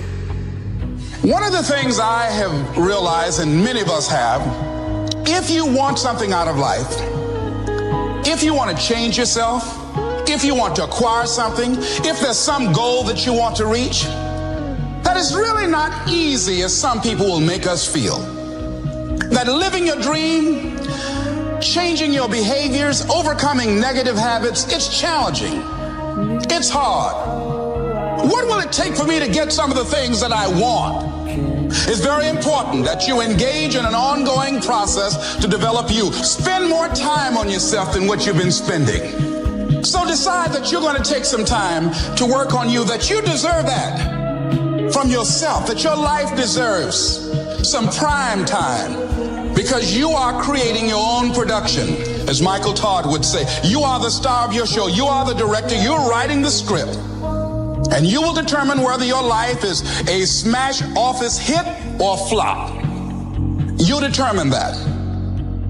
No matter how much the world tries to hold you back, always continue to believe that what you want to achieve is possible. You know, believing you can do something successful is the most important step in actually achieving it. You can do and be anything that you want, no matter what you've been told and conditioned to think growing up. Start from today to believe that you can. I believe possibility is destiny, and it is fear that keeps us arrested and apprehended by the spirit of impossibility. Impossibility doesn't even exist. Once you shift your reality, once you understand the power of perspective, the word itself says, I'm possible. Every time somebody told me I could not do something, I had a decision that I had to make in order to achieve what they said was impossible. Don't just let life happen to you. Create the life that you want. One choice, one action, one day at a time, because in the end, your life is nothing more than the sum of your choices. You've got to sell yourself every day on your abilities, on what you're doing, on the goal that you want to reach.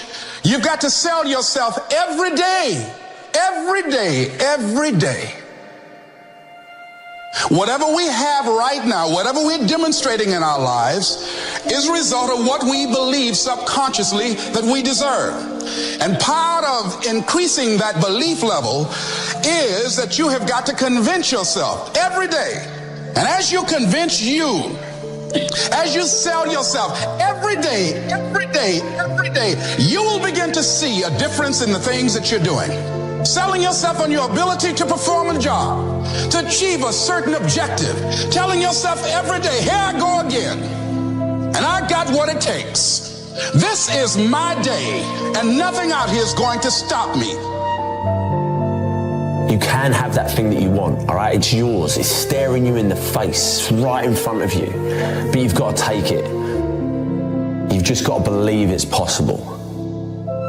It's to believe.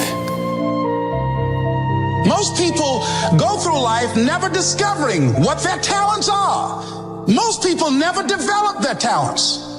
You have something that you brought to the universe. And that if you decide that my life deserves my developing this what I do well, and becoming the best at it and mastering myself and seeing what I have within me, if you decide to drop your buckets where you are and develop your gifts, I grant you, you'll never ever be without. I grant you that your gifts will take you places that will literally amaze you. As you begin to develop and expand your skills and your talents and your vision of yourself, you will always be in control of your destiny. You got to get up and believe in yourself and tap into your dreams of what you believe in. Don't you ever let anybody stop you from living your dream, man. You deserve to be successful. I speak into existence that you're going to be successful.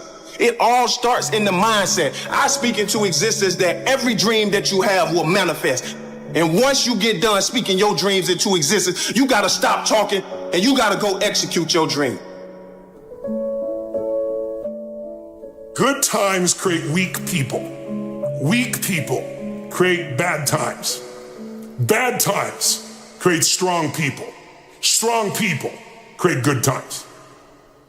My whole thing is leaders anticipate, losers react. If you can anticipate what's coming, you can really take advantage. If you wait till it hits you, you're in trouble. The biggest problem people have is they think they're not supposed to have any. Problems are the fuel for growth.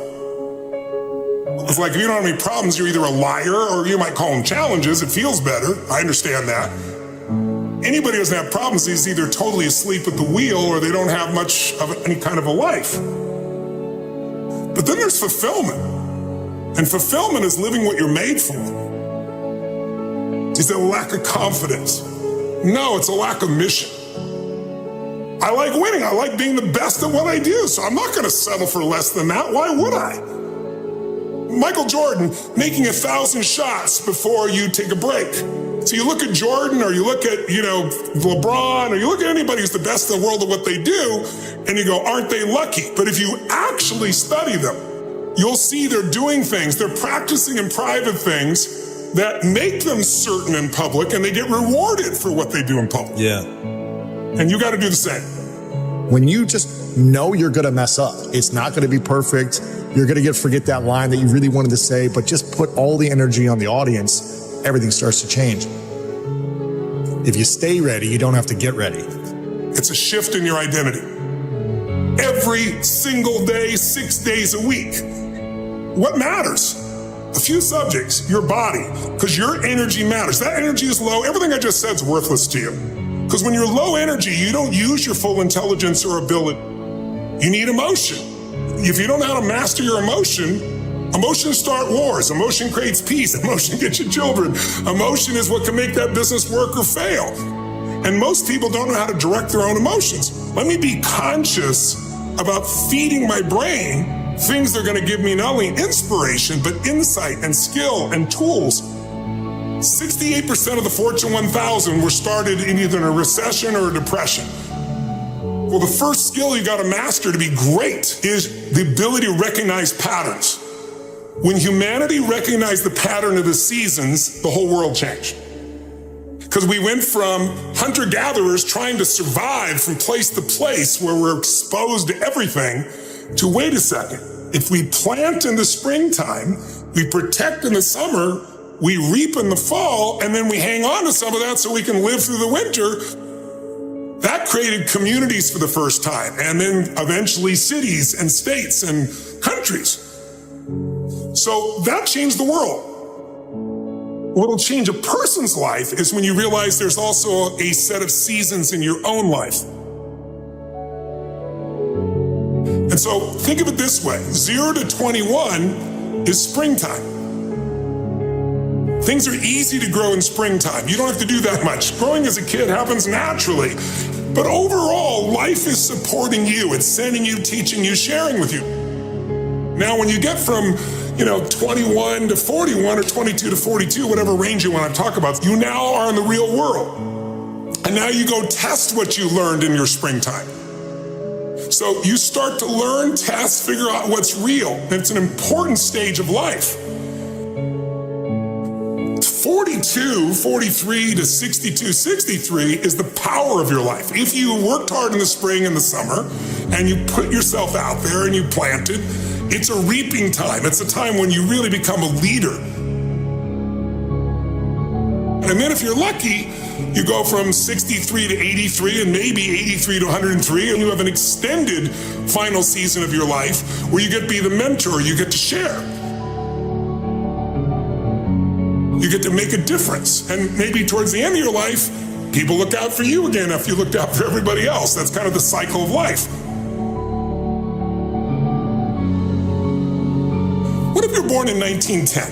World War I ends, the world looks like it's a great place, new technology, cars, radio, and then what happens? An explosion of abundance, the roaring 20s, and so you're a kid, you're 14, 15 years old, and you're like, I can't wait to get a car to go. But what happened when that person hit the next stage of life at 19, 20, 21 years old? As they came of age, it's 1929. And suddenly, people are jumping out of buildings, total depression, dust bowl, nobody's got jobs. It looks horrific, and it was horrific. But did they get a break? No, when they turned 29, it's 1939. It looked like the whole world was going to end. Hitler was sweeping across Europe, bombing London. It literally looked like the world as we know it was over. This is what gives me great optimism for everyone watching here. Winter's not forever. No pandemic lives forever. Everything changes and everything ends. And the good news about winter is it's always followed by springtime. What follows the night? The daytime. What a cool way to set it up if you were God or the universe. The first thing I do every single morning is I go in freezing cold water. And when you jump in, it never feels good to go in, but getting out, you feel incredible. But I do it for a different reason. I do it to train my brain to say, when I say now, it means now. When I say go, we go. I don't stand there because it's cold and go maybe in a minute when I'm ready. But I always do it because I've trained my brain. This is how we work. And if you train your brain to do that every single day, then it'll do it on the more difficult and important things in life. But the essence of it is, I change my body radically, and I do 3 things to make sure that my brain is primed. And what I mean by primed is, most people think their thoughts are their thoughts, Lewis, and you and I know better. Most people just don't understand that you are being primed all the time, and unless you prime yourself, you're going to be primed by the environment. So I want to take control of my brain, so I do 3 quick things. 1, I take 3 minutes of those 10 minutes, after I've changed my body, and I focus on 3 different events in my life that I'm grateful for. I usually pick 2 big ones and 1 small one. It could be as simple as a smile on my daughter's face, and it changes your biochemistry. Then real fast, I do this 3-minute process that's kind of like a blessing, and then 3 minutes, the last 3 minutes are called 3 to Thrive, where I focus on 3 things I want to accomplish, but instead of thinking I want to accomplish, I see, feel, and experience it as done. I feel grateful, I celebrate it, and it trains your brain.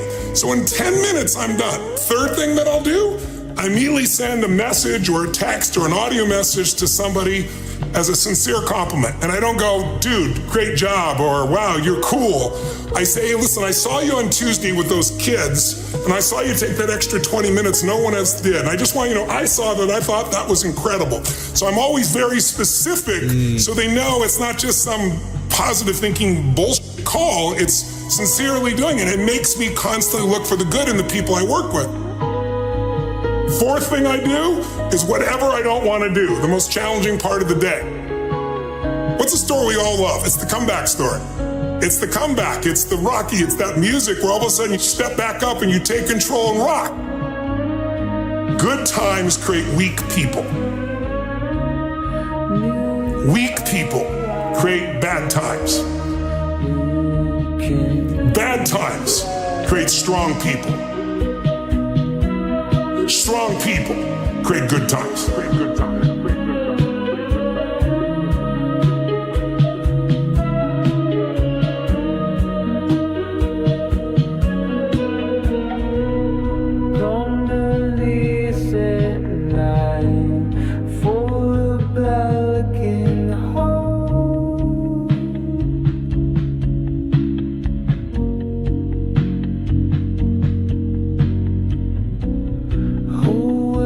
Do you want to do this or not? Do you actually want to do this or not? Do you actually want to do this or not? Because if you actually want to do it, what's going to stop you? Nothing. And if you don't really want to do it, what's going to stop you? Just about anything that comes up. Just about any obstacle that gets in your way becomes an excuse. It becomes a reason. It becomes a rationale for not proceeding down that path. Done if you wasn't trying to impress nobody, if you was just being you. I'm thinking like, how many mistakes have we made trying to be what they want us to be? What if we could just be who we were? Like, what would we be doing if we weren't worried about them? So I'm challenging you. When you walk out of this room, I'm challenging you to do you. I'm challenging you to do you. It's not about being perfect. It's about just every day, one step at a time, trying to be better, trying to do more. And I think a lot of people are struggling to find that purpose, but it's okay. You will find it. Do not give up. Keep getting up, just keep saying those things to yourself and you will eventually find it. It's never going to be given to you. Everything's going to be earned. If you don't go out there and put in the work, you don't go out and put in the effort, one, you're not going to get the results. But two, more importantly, you don't deserve it. You didn't earn it.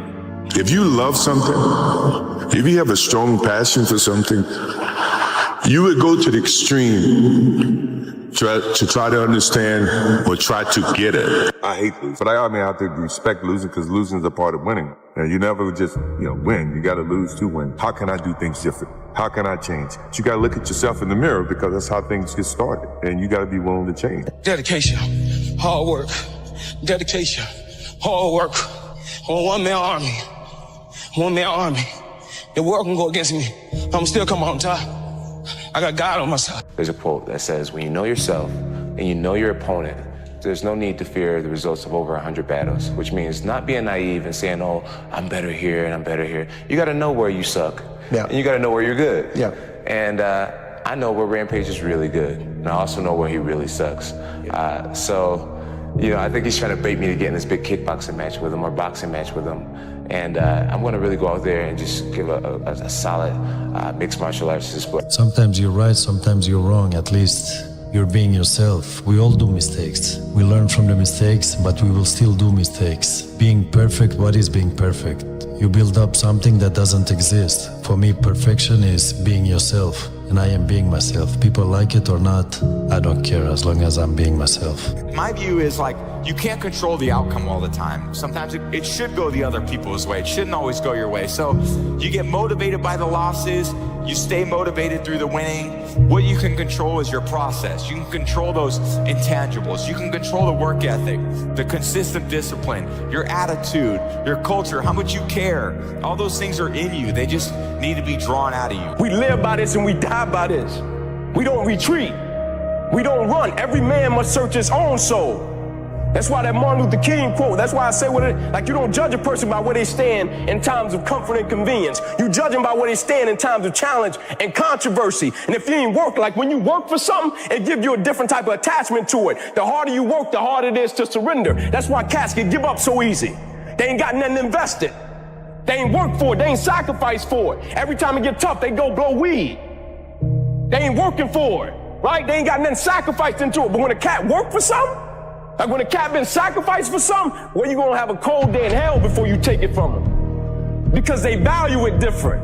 Go back to the gym, work, because you have more to show. You understand? Life continue. You cannot live in the past. I'm really good on that. You understand? I learned by the years that, listen, Cristiano, let's go. Because pain, you're gonna have all the time, uncertainty and constant work. Constant work, constant work. Doesn't matter what's happening. It's gonna happen in your life. You have to continue. This is the way I see the life, and football special.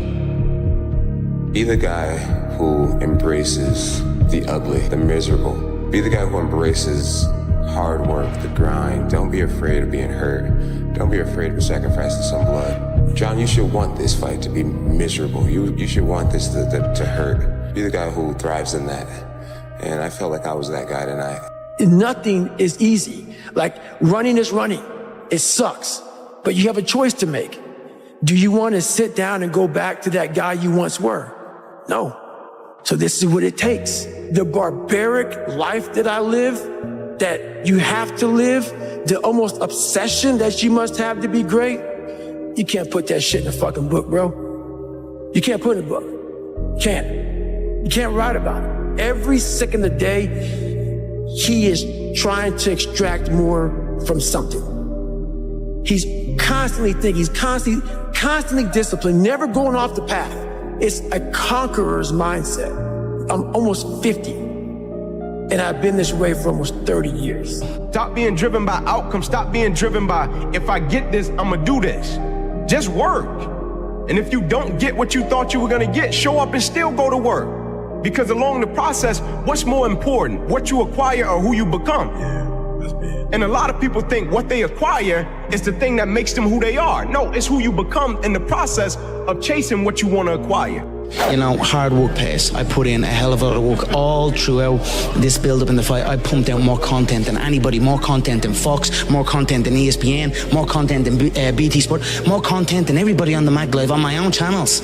You know what I mean? I'm a workhorse from all angles, not just in the gym, but I'm building this media empire now myself, and we pumped out the content. I'm very proud of how it went. We consistently, daily movies I was releasing, you know, from like a month ago, every single day. You know what I mean? Nobody's doing that. So I'm very proud of it, and I'm very, like, the work pays, hard work pays, and I put in the fucking work, and that's why I'm sitting at the top. I put it all on the line. I show up, I perform, and I get the results from that. So your brain's amazing. Once you feed it the right conversation, the right mental nutrients, the right mental supplements, the right internal dialogue at the right time, with the right hit, with the right proof of what you've done in the past, and you send that right to the right circuit, dude, you're a fucking beast. A beast.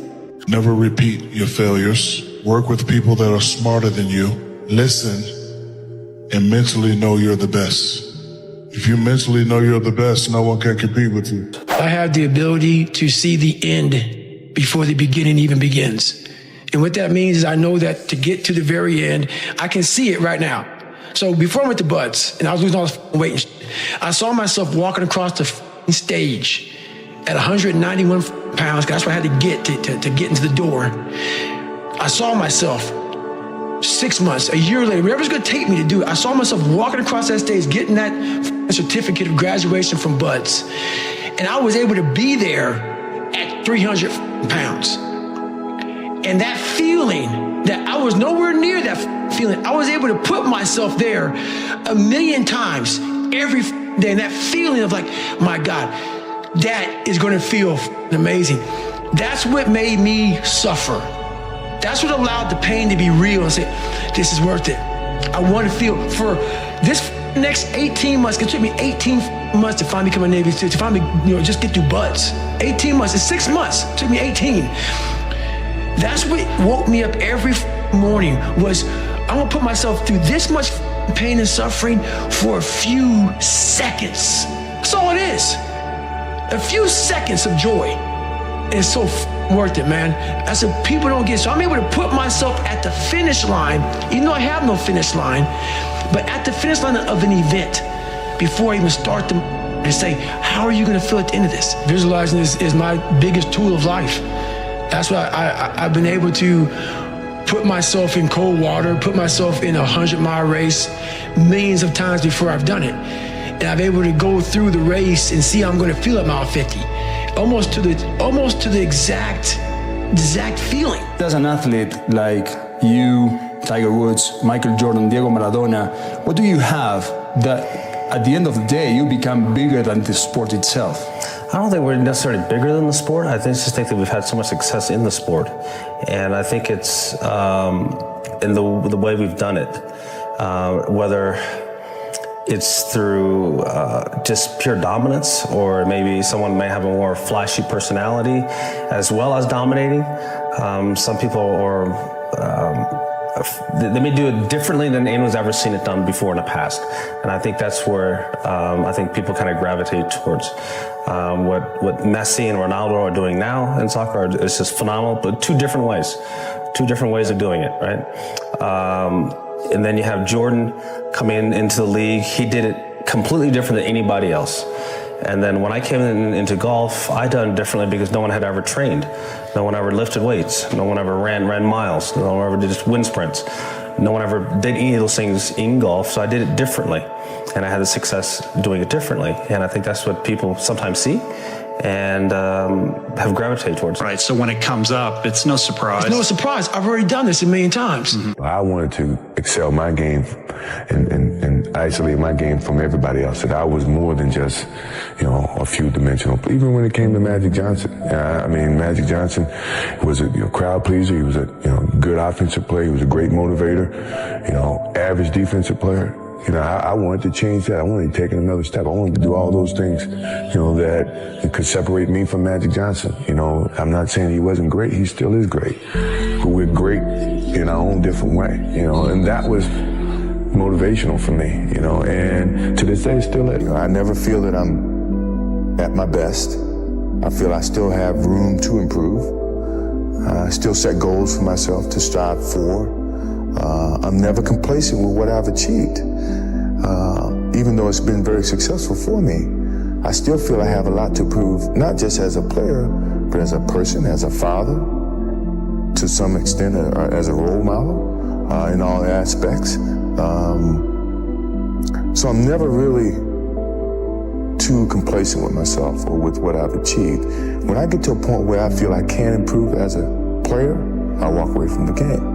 I still feel that I have a plateau that, I hadn't reached yet in terms of my skills or my expectations of myself. I'm always going to expect myself to do, certain things or surpass certain things. As long as I believe that, then, my road to success can continue to expand. I don't want to do anything unless I'm passionate about it. I don't care any money. That's what I learned about peace and happiness. That if you're not doing it with passion and love, and you're just doing it for money, it's the emotional outcome is going to be disastrous. And that's from my experience. That's just really what I know. So I know it has to be just for pure passion and a love for what I'm doing. What do you feel separates good athletes from the best athletes? I think it comes back to what I was saying earlier about, I think a lot of it is mental. If you want to do something and you want it that bad, you'll make sacrifices. And growing up for me as a kid, I made a lot of sacrifices that I didn't seem that they were a big deal, and I don't think of them as being a big deal right now. There were Saturdays or Fridays where I'd give up going to a dance or hanging out with my friends because I had workout the next day. But those things that I gave up, were things that I wanted to help me get to my goal. And there were times where I've been put in. I know what I can do, so. We talk about hard work all the time. It's like, man, if you got to get up every single morning and remind yourself how hard to live like a kid. Like, why do kids have so much fun? Because they just care about what they're doing. Yeah. And if we thought about what we were doing all the time, and you do that when you're on the football field. It's probably the only place that I can really do that, when I really, truly am my authentic self. I mean, a lot of people see it, my close friends do. But when I'm on the football field, it's just raw. You stare at your past and you'll end up staying there. It's okay to look back and admire it, but you carry on. I'm not in the business of staring back at it. You know what I mean? And getting lost back there. People say a loss can make or break a fighter, but trust me, a win can also make or break a fighter, because they get comfortable with a win. People can get comfortable with a win, and slack off then. Slack off on the training. Slack off on the diet. They've won one. They're winners now. That's not me. You know, you sleep on a win and you'll wake up with a loss. So I just carry on, keep doing what I'm doing, and that's why this turnaround is so good for me. Vegas straight away.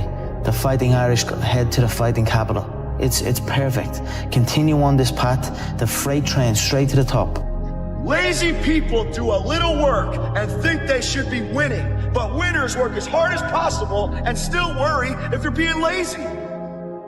So if you're a winner, you ain't comfortable. What separates the best ones with the other ones, with the average ones, it's the consistency. All the time I put it on my mind that you always can improve something. This is what I did. It's not by coincidence that the last 12, 30, 14 years I'm always in the top of the game. So this is take a lot of consistency, hard work, be professional, and this is why I'm still there. Michael Jordan, I remember I interviewed him years ago, and I said, what makes you the best in the world? Is it skill? Is it talent? Is it ability? Is it background? Is it training? And he was so awesome. He said, Tony, I can tell you the truth, and it won't sound like hyperbole or false modesty. He said, I didn't even make the high school basketball team my sophomore year. I was cut. He said, what it is every day I demand more from myself than anybody else could possibly expect. I don't compete with other people. I compete with what I'm capable of. I went 5 straight years without missing a single day of workout, 365 days a year. Every single day I was in the water. There are days you're not going to want to do it. I mean, everybody has those days. But it's what you do on those days that help you move forward. Winning is in all of us. Everybody wants the end result, but what you have to endure to win, no one wants to talk about. If you know that you were destined for something, and then you can withstand the setbacks, the difficulties, the bullshit, criticism, and all the other things. You know, everybody can compete when they're feeling good, happy, excited, but it's the best people who can overcome when they're tired, sore. Mental power that the greatest athletes have can push all the pain aside. The first time I had met Stephen Curry back in 2007, and it was after his freshman year at Davidson, which was before he blew up. No one knew who Stephen Curry was after his freshman year. But I remember there was a few things really remarkable about him. But the most impressive thing was at the end of the first workout, he came over to me and Steph said, will you rebound for me? Because I don't leave the gym until I swish 5 free throws in a row. I mean, he was conditioning himself to be in that state. He was conditioning himself to do that, to not accept anything less. Mm-hmm. And, you know, one of the reasons I think he'll go down in history as the best shooter we've ever seen is his ability just to move on to the next shot. But at the root of it is you want to be the best. Yeah. You love competing and you want to dominate. The greatest athletes in the world don't make excuses. I wanted to do something that nobody had ever done before. And that started with a dream and a goal. I wanted to be the greatest of all time.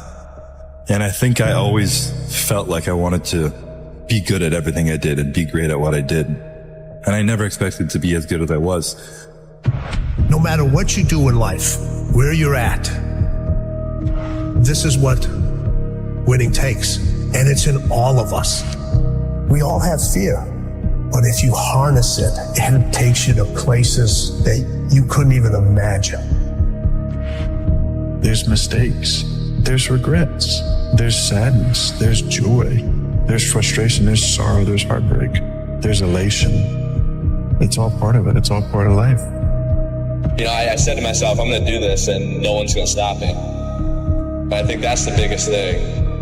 In order to win, you have to be seen. Winning is everything. It's everything.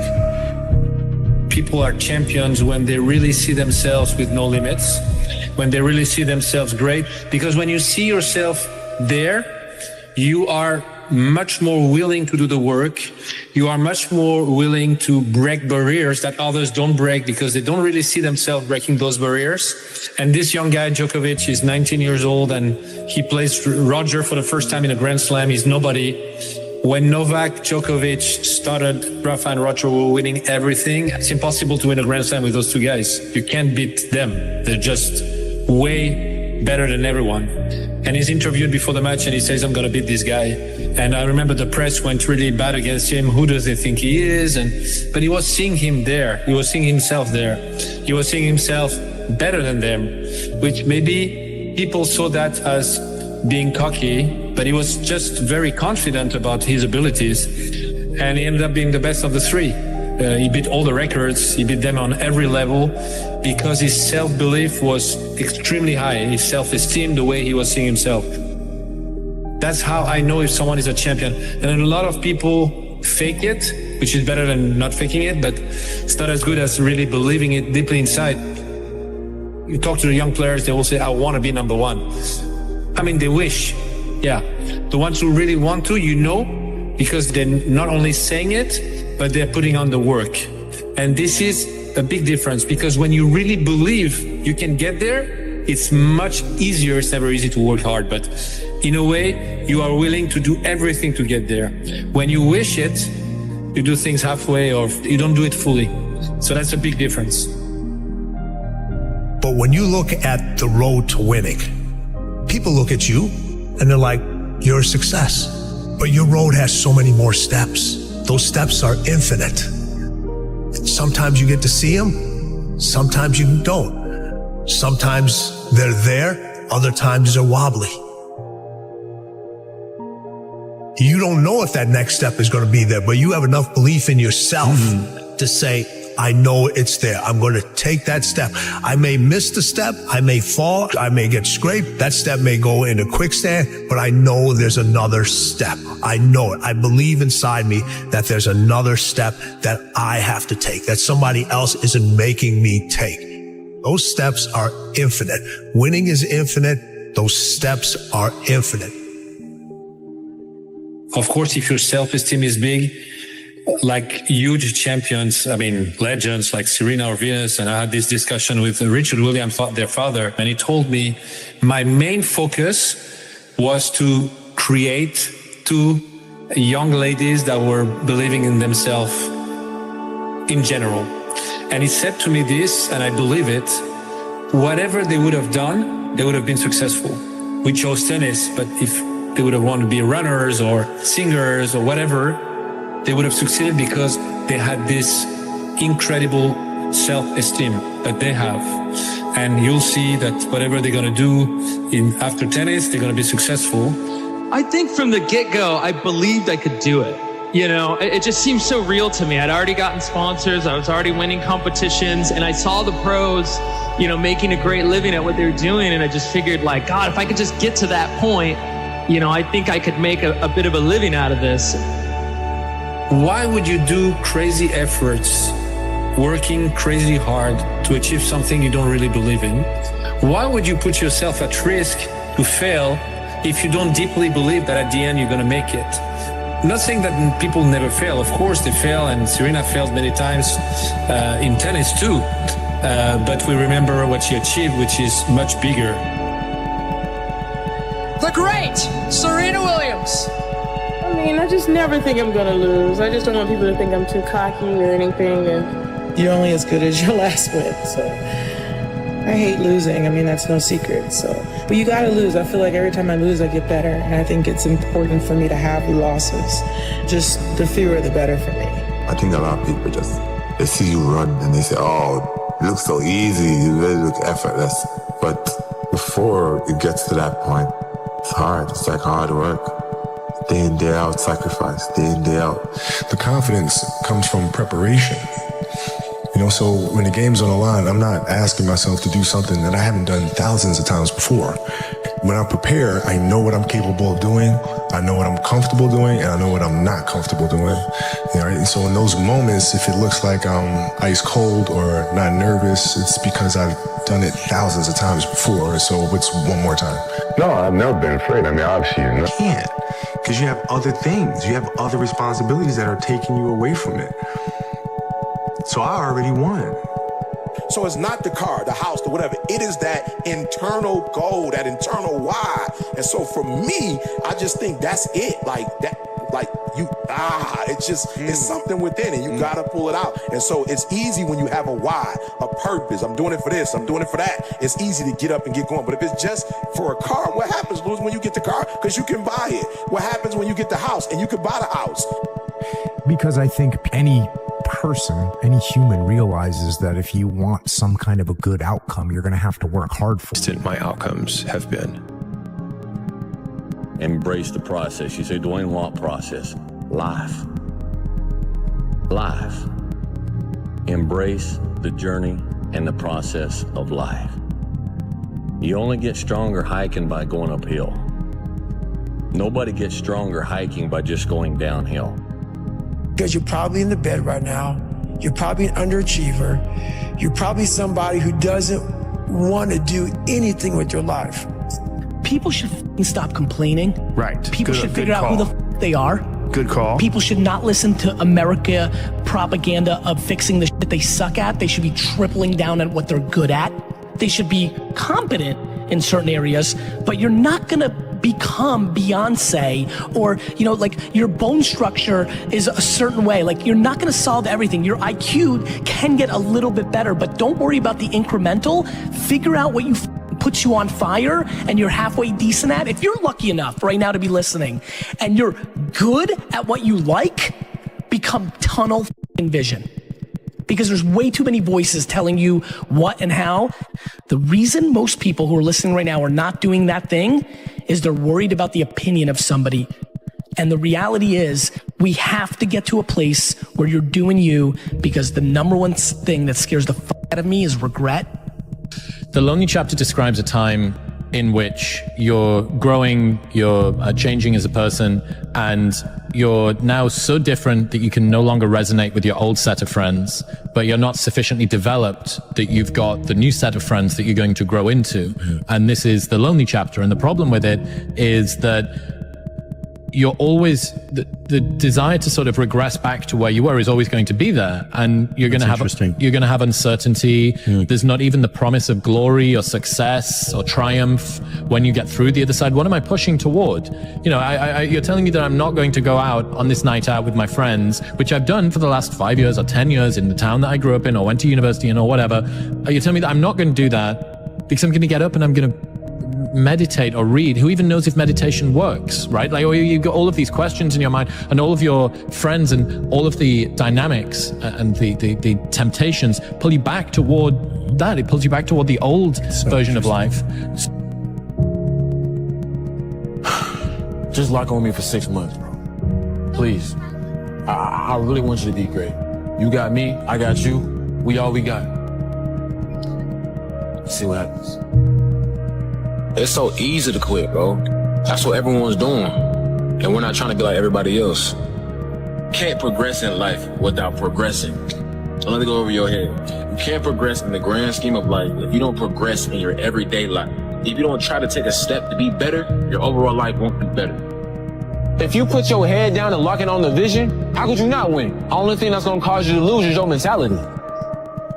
Why I hate being around negative people. Being an asshole is a weak person's idea of strength. Complaining is their connection. Never let yourself be held back by other people's fears.